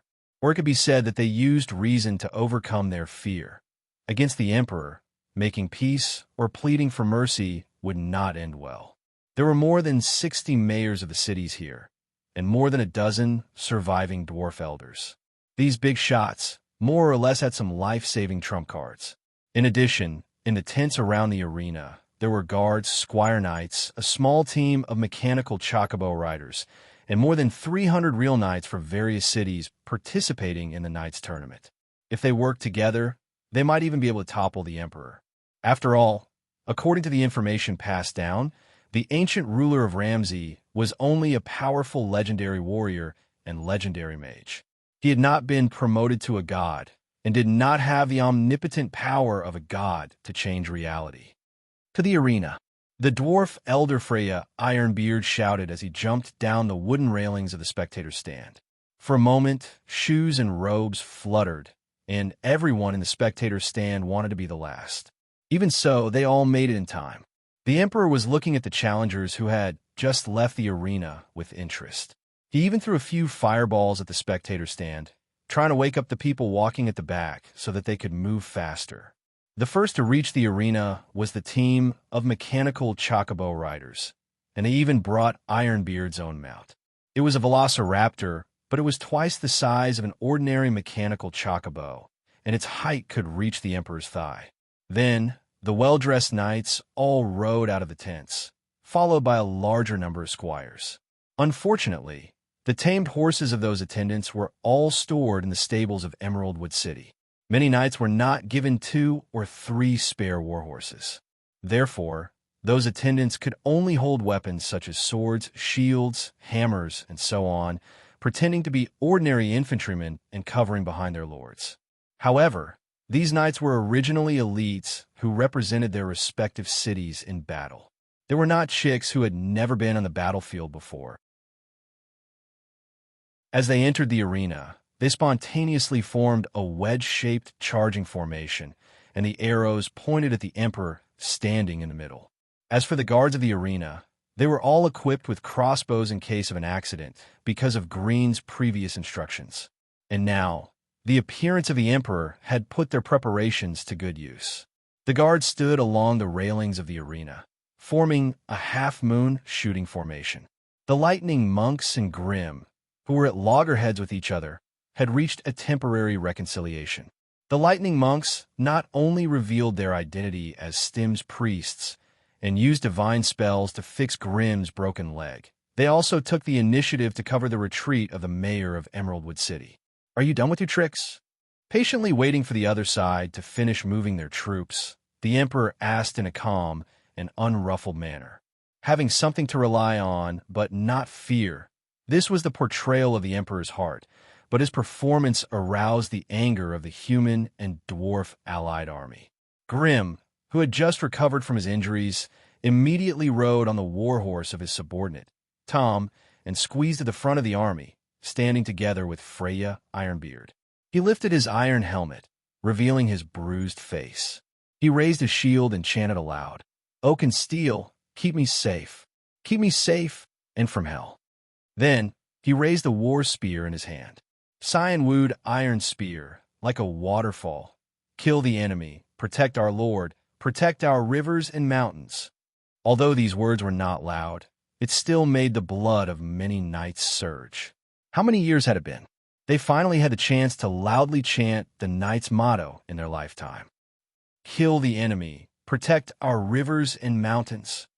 The knights present repeated in unison. Grimm revealed a smile. Although his face was still bruised, his shin guard, hand guard, and even the gap between his thighs were filled with wet mud, he could still ride in a battle, and this was enough. He personally buckled his helmet, locking the buckle tightly. The mayor of Emeraldwood City turned his head to look at Freya Ironbeard, and then loudly announced his order: "Charge towards the ancient tyrant, the great enemy of the Ramsey people, the knights." Many knights responded in succession. They closed their visors, tightened the buckles of their helmet, breastplate, and chainmail, and held their 8-foot-long war spears under their armpits. Then, they urged their mounts to move forward in small steps and slowly increased the speed of their charge. While the knights were charging, the well-trained guards of Emeraldwood City quickly filled in their positions. They raised the crossbows in their hands at a 45-degree angle and shot a rain of arrows. Buzzing, the arrows flew behind the knights into the air, and then quickly fell near the emperor's body. Of course, these people did not expect the arrows to succeed. The reason they shot a rain of arrows was to hinder the enemy from casting spells, creating a suitable opportunity for the charging knights to attack. After 3 rounds of shooting, The knights at the front came close to the emperor. Their lances were all aimed at the gap between the legs of this behemoth, wanting to paralyze his mobility by severely injuring his joints. Seeing this scene, the emperor, who had just used multiple protection arrows to render those arrows ineffective, could not help but snort coldly. He lifted his forelimbs and stomped on the ground. After a muffled bang, dense stone spikes suddenly sprang out around him like thorns. The experienced knights hurriedly pulled on the reins of their war horses, controlling their mounts to leap over the obstacles. As for the knights who weren't that skilled in horsemanship, they didn't react in time and crashed into the stone spikes. Because they were wearing thick armor, the knights were only knocked dizzy by the impact. But the war horses under them were not so lucky. The stone spikes cut through the bellies of the war horses. Blood and intestines flowed out as they howled and fell.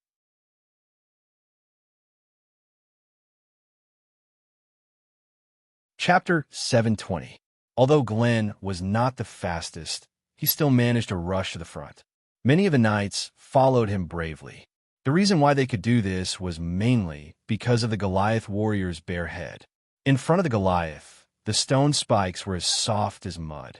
Unlike others, as the mayor of Emeraldwood City, Glenn had high expectations for himself. The place where the tip of the spear was pointed was not the emperor's thick thigh, but the giant's chest. Sometimes you have to fight with your life. The heat inside the helmet made his breathing a little chaotic. This reminded him of more than 10 years ago, when he was still a young man who had just grown a beard. He went to hunt a mountain giant alone. However, compared to the mountain giant, the emperor's body was bigger and stronger. "You are a brave ant." Looking at Glenn, who was pointing the spear at his chest, the emperor let out a loud roar. But an ant will always be an ant. In his hand was a dead horse. It was the only thing left behind by a knight who was lucky enough to run to his side and was then punched into a pulp. Lifting the tall horse like a chick, the emperor threw it forward and threw it at Grim, who was charging forward. "Tom, help me." The black armored knight who was following closely behind the emperor saw this and immediately shouted the holy name. Immediately after, this sacred warrior leaped high from his own mount. Like a cannonball, he blasted toward the horse corpse that the emperor had thrown at Grim. The huge recoil made the black armored knight's mount sit on the ground. And it was also because of this powerful force that Tom's paladin jumped high and brandished his scimitar to split the horse corpse in two. God bless. Glenn loudly praised the god of loyalty and courage. Then he focused all of his attention and remained motionless like a fly sealed in amber. Holding the pitch-black 8-foot spear, he gritted his teeth, lowered his spurs, and used all his strength to clamp his thighs, becoming one with the horse. "I am the horse is me, we're the same beast, we are one, we are one." The helmet became so hot that Glenn could hardly breathe. He saw the emperor's huge body and the dark purple diamond-shaped scales that looked like armor on his body. When he was young, his riding master had warned him countless times that if a knight put down his spear at the last moment, there would be a danger of aiming too low. It's useful to break a spear in a duel, but in a real battle, it's suicidal. Glenn recited his master's teachings and raised the tip of his spear a few inches higher, pointing it straight at the emperor's heart. Just as he adjusted himself and was about to deliver the most satisfying, piercing blow in his life, the emperor on the other side suddenly moved and began to adjust his body. With an agility that did not match his body size, the emperor moved a large distance away. "Damn guy," Green cursed loudly. His attack had completely missed its target. However, that was not all. After the emperor dodged the charge of the knights, he waved the fine gold spear in his hand as if he was waving a long stick. Crack, crack, crack. The sound of bones breaking and tendons snapping rang out one after another. More than a dozen horses, including the one under Glenn, all had their legs broken by the emperor's sweep. Accompanied by the neighing of the horses, the knights were directly sent flying from their horses' backs under the effect of inertia. His ribs were in severe pain, and his left arm did not listen to him. Out of nowhere, a 3-foot-long piece of broken wood and iron pierced through oak, wool, and steel, piercing Glenn's arm. He used his right hand to hold the bottom of the broken spear, clenched his teeth, and pulled it out with all his might. Blood gushed out, seeping through the chainmail and soaking the robe. The mayor of Emeraldwood City only felt the world spinning. However, in the haze, he faintly heard the Emperor's unbridled laughter through the thick iron helmet. The beautiful shield had lost its function. He threw it all away and pulled out his sword. However, his injuries were too severe. There was no way he could even get up from the ground, let alone use his sword to fight. Turning his neck with difficulty, Glenn tried to understand the situation around him. The two black-armored sacred warriors were now getting up from the ground. It seemed that they still had the strength to fight. The knights who followed him in the charge were either lying on the necks of their horses or unconscious in a pool of blood-stained mud. The remaining 100 or so knights were circling around in a circle, guarding against the stone spikes that could jump up from the ground at any time. The guards in the arena were now busy reloading the crossbows in the entire arena. The only ones who had yet to fight against the Emperor were the mechanical chocobo riders from Dwarf Island and the 6 lightning monks who had almost defeated the Knights of Emeraldwood City and won the championship. However, Glenn did not place his confidence in them. Whereas Mr. Keys, the mayor of Emeraldwood City, widened his eyes. He wanted to find something that could give him some peace of mind through the gaps of the iron helmet, but he could not find the person he was looking for. Lowly ants, the Emperor roared loudly. Then he stretched out his hand. In an instant, a strange and irresistible force suddenly appeared and grabbed the injured Glenn and pulled him into his palm. Ignoring Glenn's struggle. In fact, struggling was useless. The Emperor used 2 fingers to pinch Glenn's iron helmet. I heard that this ant is the commander-in-chief of your alliance. That's perfect. I'll give him the honor of becoming a general of calamity to serve this king. If you want to be envious, then be envious. After all, not all ants have this opportunity. After saying this, the Emperor's palm burst out a light green fluorescent light, enveloping the captured Glenn. The reason why he came to Emeraldwood City today was not because he was interested in the Knights tournament. The Emperor had 2 real purposes. One was to behead the mayors of Ramsey who had come to participate in the tournament. The other was to deal with Green, the commander-in-chief of the Alliance Army. He wanted to attack Green's heart by turning him into a raiding general. With his ability, it would not take much effort to turn a general into a general. However, just as he was about to succeed, a dazzling light suddenly burst out from the coat of arms that Glenn wore on his chest. The coat of arms that was blessed by Tom, wrapped in the power of the god of loyalty and courage, dispelled the Emperor's distortion power. Like snow that was exposed to the sun, the Emperor's spell gradually began to melt. Damn divine power! The Emperor roared at the sky. His fingers were burned by the light of the divine power and had several bloody blisters.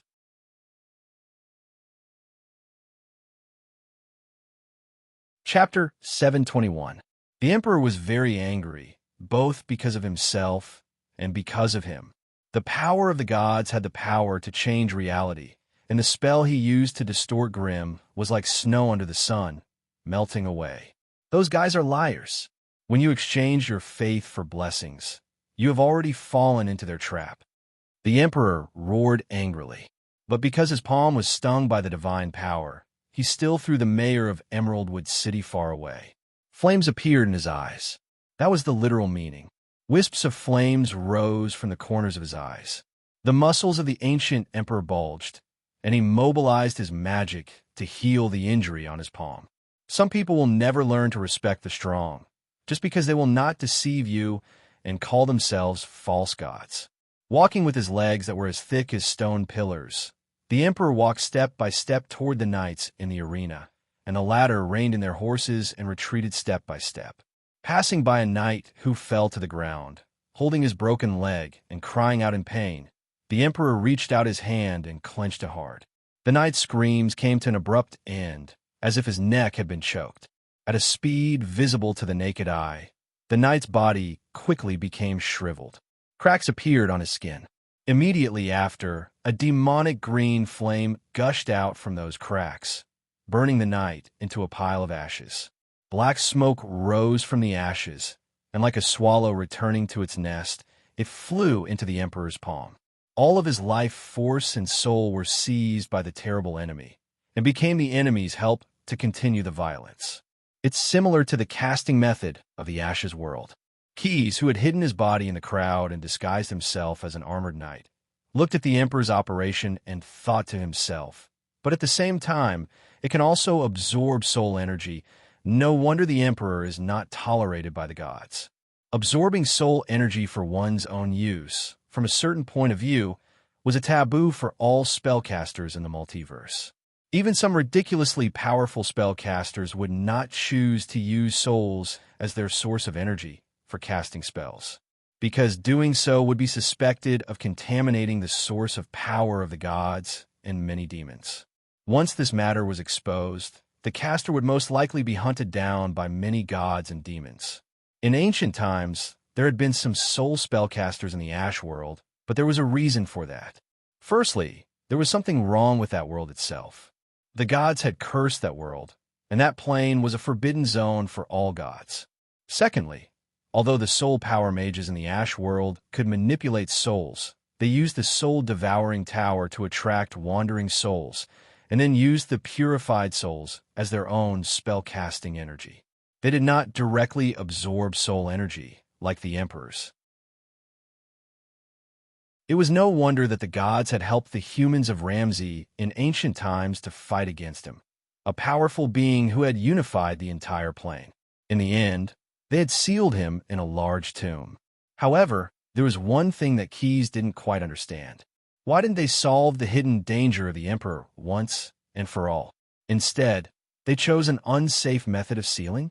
In addition to what Shay said, this emperor may have mastered the method of creating a new phantom snake. He must be hiding some other secrets. Keyes pondered while carefully observing the emperor's every move. In the main material plane, such as Faerun, the spells that ordinary mages could use had an upper limit of energy level. That was a set of rules set by the gods to prevent mortals from using spells that could threaten them. However, in the Ash world, or by absorbing the vitality of other creatures to cast spells like Ramsey's Emperor, it was more convenient to use some powerful spells without the limit of energy level. In theory, if such a spellcaster could absorb enough energy, it was not impossible to cast a spell that could kill gods. However, the number of obsidian magic beads that the mages of the Ash world could carry was limited. At the same time, because most of the Ash world was covered by desert, the ecological resources and population were not so abundant. Therefore, the spellcasters there had a natural limit to their abilities, and the secular society was not controlled by them. However, the emperor would not be shackled by these shackles. Although the Ramsey plane was not a large main material plane, it was still a rich material plane. The natural resources and population here were enough for the emperor to squander.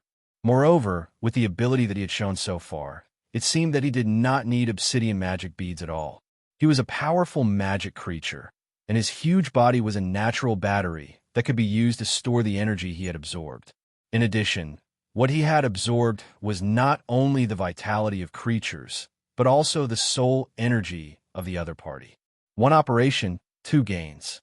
The energy he had absorbed from a knight was even more than the total energy stored in half a dozen obsidian magic beads carried by a spellcaster in the Ash world. Then, there was another question. Why didn't the emperor absorb this energy at the beginning? Could it be that he could only do this when the victim had no ability to resist? Also, why did he only absorb the vitality and soul of one knight? There were now more than a dozen knights lying beside him. Could it be that he was also subject to some restrictions? The more he knew about the emperor, the more doubts Keyes had in his heart. The secrets hidden by the ancient slave master of Ramsey aroused his curiosity. Since the leading lamb has rejected the honor of becoming a calamity general, then I will divide this honor equally and bestow upon all of you the opportunity to serve this king. A resplendent light burst forth from the emperor's palm, illuminating the eyes of everyone in the arena. Unlike before, when he wanted to transform Grimm into a calamity general, he wanted to transform the knights into monsters on a large scale. He did not believe that everyone present was like the mayor of Emeraldwood City, who could have treasures bestowed by the gods. As if he had made up his mind, the emperor wanted to transform a wave of his own servants in this arena. However, his plan once again fell through. It was still the power of the gods that offset his efforts. However, this time, it was not a holy object that suddenly exploded on someone's body, but the power of the lightning monks. They were the priests of Stim. When the emperor cast the transformation spell, they immediately began to summon the god of virtual games that they worshipped to counteract the emperor's spell.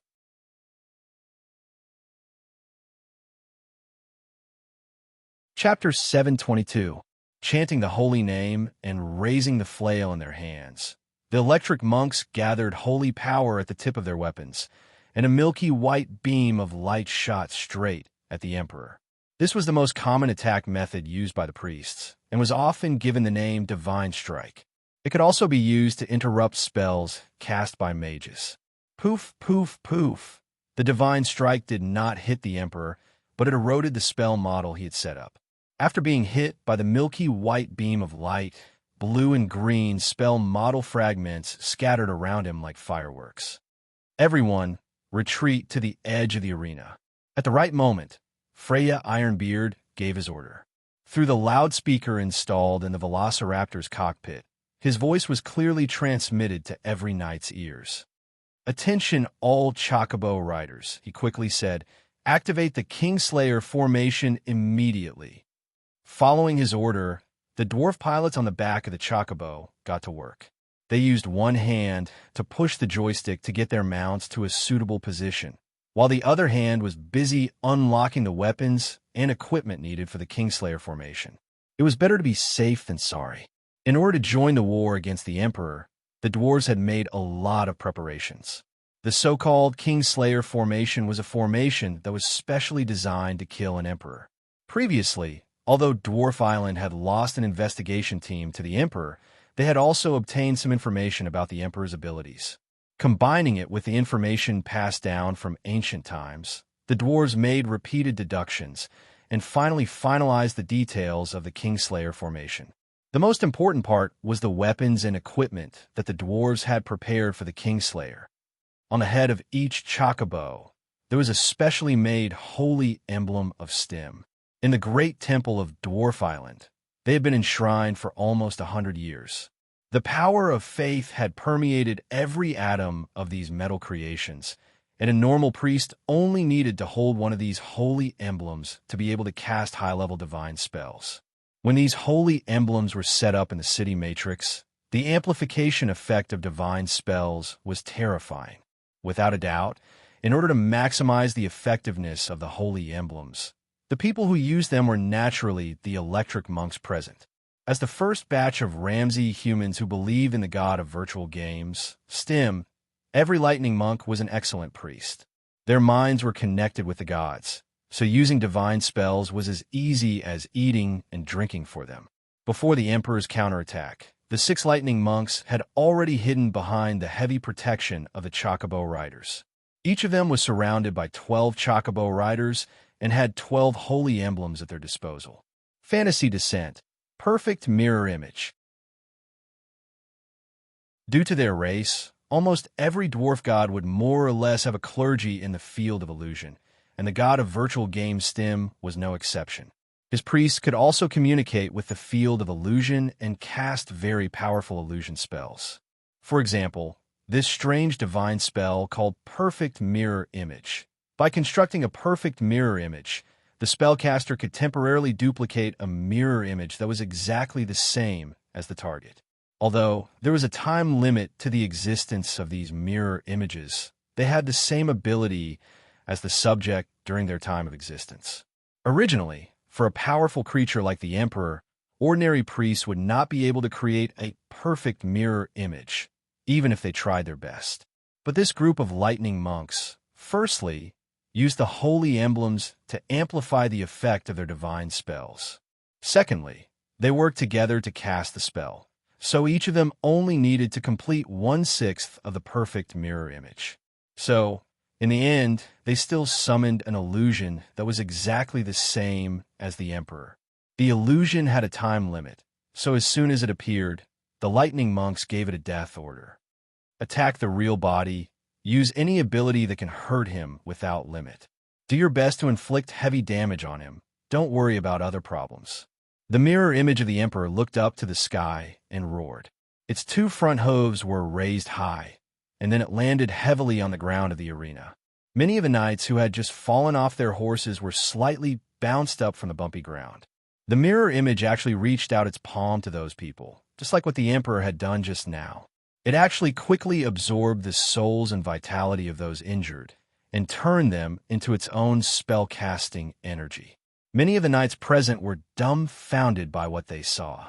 They were amazed at the huge monster that the dwarves had summoned that was exactly the same as the emperor, but at the same time, they were secretly alarmed by the dwarves' actions. Those guys, Grim was helped up by his subordinate, Paladin Tom. He took off his deformed iron helmet and looked at what the perfect illusion had done. He gritted his teeth and said, "They don't care about the life and death of us Ramses at all." Some of the knights around him also had the same thought, but none of them chose to say it out loud like Grim. But at this moment, everyone understood one thing, and that was, those who are not of our race must have different intentions. Looking at his own perfect mirror image, the emperor was stunned for a moment, and then he grinned coldly. He switched his fine gold spear to his left hand, and then stretched out his right hand, repeating the same actions as the mirror image. And this time, the target of his absorption was not limited to those injured knights. Some of the mechanical chocobo riders who were guarding around the lightning monks were also affected. Many of the dwarves directly turned into ashes in the cockpit. "You want to compete?" "Ha ha!" The emperor laughed maniacally and blasted the energy gathered in his hand at his mirror image. Seeing this, the mirror image didn't do anything to deal with the energy. Instead, it used the most primitive magic power to bombard its destined opponent. The two emperors, one real and one fake, began to fight in the arena.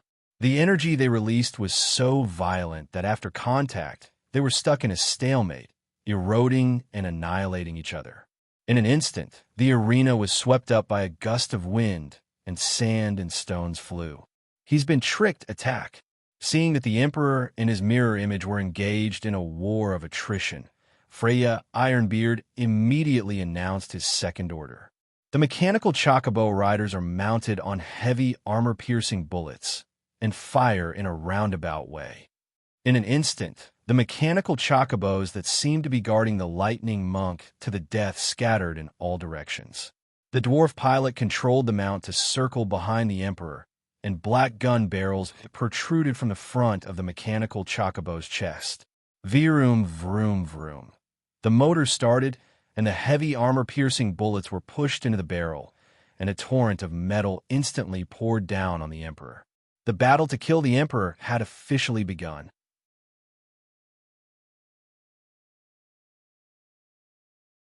Chapter 723.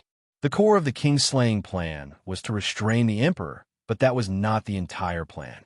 The dwarf island was fully aware of the strength of the ancient ruler of Ramsey, so they did not place their hopes on just one path. After the lightning monks had summoned their perfect mirror images and used a wave counter to restrain the emperor, the pygmy riders who were piloting the robotic chocobos immediately pulled out their trump card. They began to attempt to destroy their opponent with a storm of firepower. Steel-core armor-piercing bullets continuously shot out from the muzzles, hitting the dark purple scales. One or two bullets might not have any effect, but with hundreds of thousands of bullets fired at the same time, even the emperor's thick skin would not be able to withstand the torrent of steel. The bullets shattered the scales and embedded themselves in the flesh. Flowers of blood began to bloom on the emperor's body. From the wounds, a dark green liquid, either blood or tissue, flowed out, solidifying and hardening at a speed visible to the naked eye to repair the wounds. Abyss of vengeance. In pain, the emperor waved the fine gold spear in his left hand, summoning a large magic circle that covered the entire arena. The power formed by his hatred distorted reality, and any opponent who dared to look down on his power was bound by this resentment. Including the mechanical chocobo riders, almost everyone's movements were temporarily restricted by the abyss of vengeance. Even the lightning monks tried to use divine spells to dispel the effects of the spell, but in the end, it was useless. "You pathetic playthings, you can't hurt me." The emperor opened his mouth full of fangs and declared loudly. At the same time, he raised the fine gold spear and threw it with all his might at the perfect mirror image that was facing off against him. However, the opponent was clearly prepared. The mirror image clenched its empty hand, and a large amount of dirt and gravel rose up in an instant, forming a fist made entirely of rock. Stone fist. The mirror image waved its arm with all its might, and the rock fist flew out in an instant, hitting the fine gold spear accurately. As soon as they came into contact, the stone fist shattered into pieces with a "pa" sound, but it also knocked the fine gold spear away. However, the emperor now had his left hand free. He clenched his fist and once again absorbed the life and soul energy of a group of people in the arena, forming another violent and primitive magic power that directly bombarded his opponent. Rumble. The mirror image couldn't dodge in time and was directly hit by the emperor. However, since it was known as the perfect mirror image, it naturally had something unusual about it. Within 1/5 of an hourglass, it had the same ability as the emperor. Therefore, although the damage caused by the torrent of magic power caused serious damage to the mirror image, and there was a penetrating wound from its chest to its back, it still didn't fall down. A large amount of dark green liquid gushed out from the wound to repair itself. It's surprisingly difficult to deal with, the emperor thought to himself as he looked at the stubborn mirror image. Now that the battle was over, he swung his right arm, which was burning hot. Then, he turned around and pounced on himself. He knew himself best. The emperor had a clear understanding of his own body's abilities. After all, this was the body that he had slowly transformed from the demon grave. As such, he knew that ordinary magic techniques would be useless against his enemies.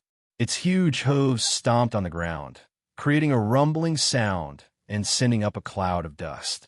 The emperor waved his claws and rushed forward, wanting to use a more primitive method to decide the victor. "Inferior imitation. I'm going to tear you to pieces." The two behemoths collided with each other and made a muffled bang sound. Like a shrew fighting, they actually began to tear at each other in the martial arts arena. However, every attack was incomparably fierce and vicious. The emperor relied on his body's strong recovery ability, and his perfect mirror image was simply not afraid of death. Piercing the throat, gouging the heart, attacking the kidney, all kinds of moves were used one after another. Scales and flesh flew everywhere, and the sand in the arena was dyed green. However, although the perfect mirror image could copy almost all of the emperor's abilities, the fighting skills that the emperor had mastered through training were not in the list of copied skills. On the muddy sand, the emperor raised his foot and stomped heavily on the mirror image's chest, causing it to stagger. Then, he pounced on the mirror image, using his body weight to suppress the mirror image. His two arms were like pile drivers, hitting the mirror image's head repeatedly. His sharp claws pierced through the mirror image's skull and eyes.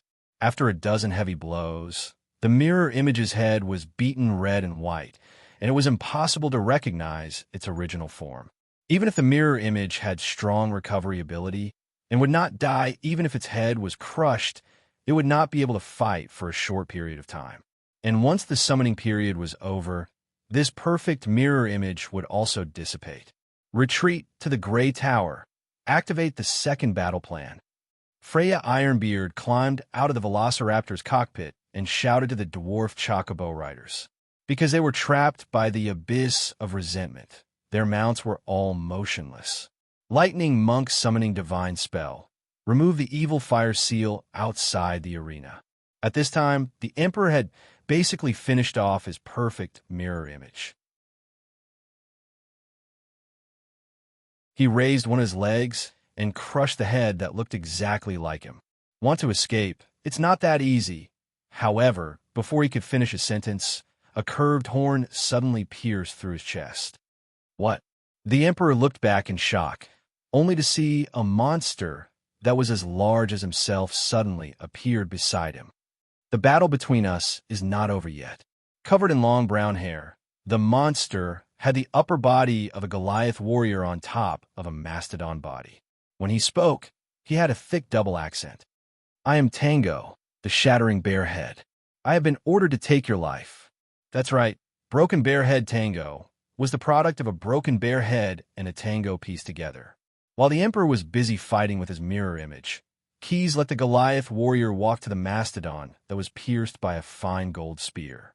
Because the flesh of a Leviathan creature was implanted, the tango would not die from this injury. Moreover, it also had a special ability, which was to temporarily share a body with other creatures through the fusion of flesh and blood to engage in battle. Purely in terms of physical strength, the Mastodon Tango was much stronger than a normal creature. It was just that it lacked skill, and it mostly relied on instinct when it fought. And as a Goliath warrior, although the Broken Bear Head did not lack skill, it lacked strength in front of a monster like the Emperor. Therefore, quests allowed them to temporarily combine and engage in a battle against the enemy. And this was also the final preparation for Keys' appearance. The young blue dragon felt that the Emperor's visit to the arena might be a good opportunity for him. You're tuning in to the Warrior Lore YouTube channel. Don't forget to subscribe and join us on this journey to catch the most captivating stories.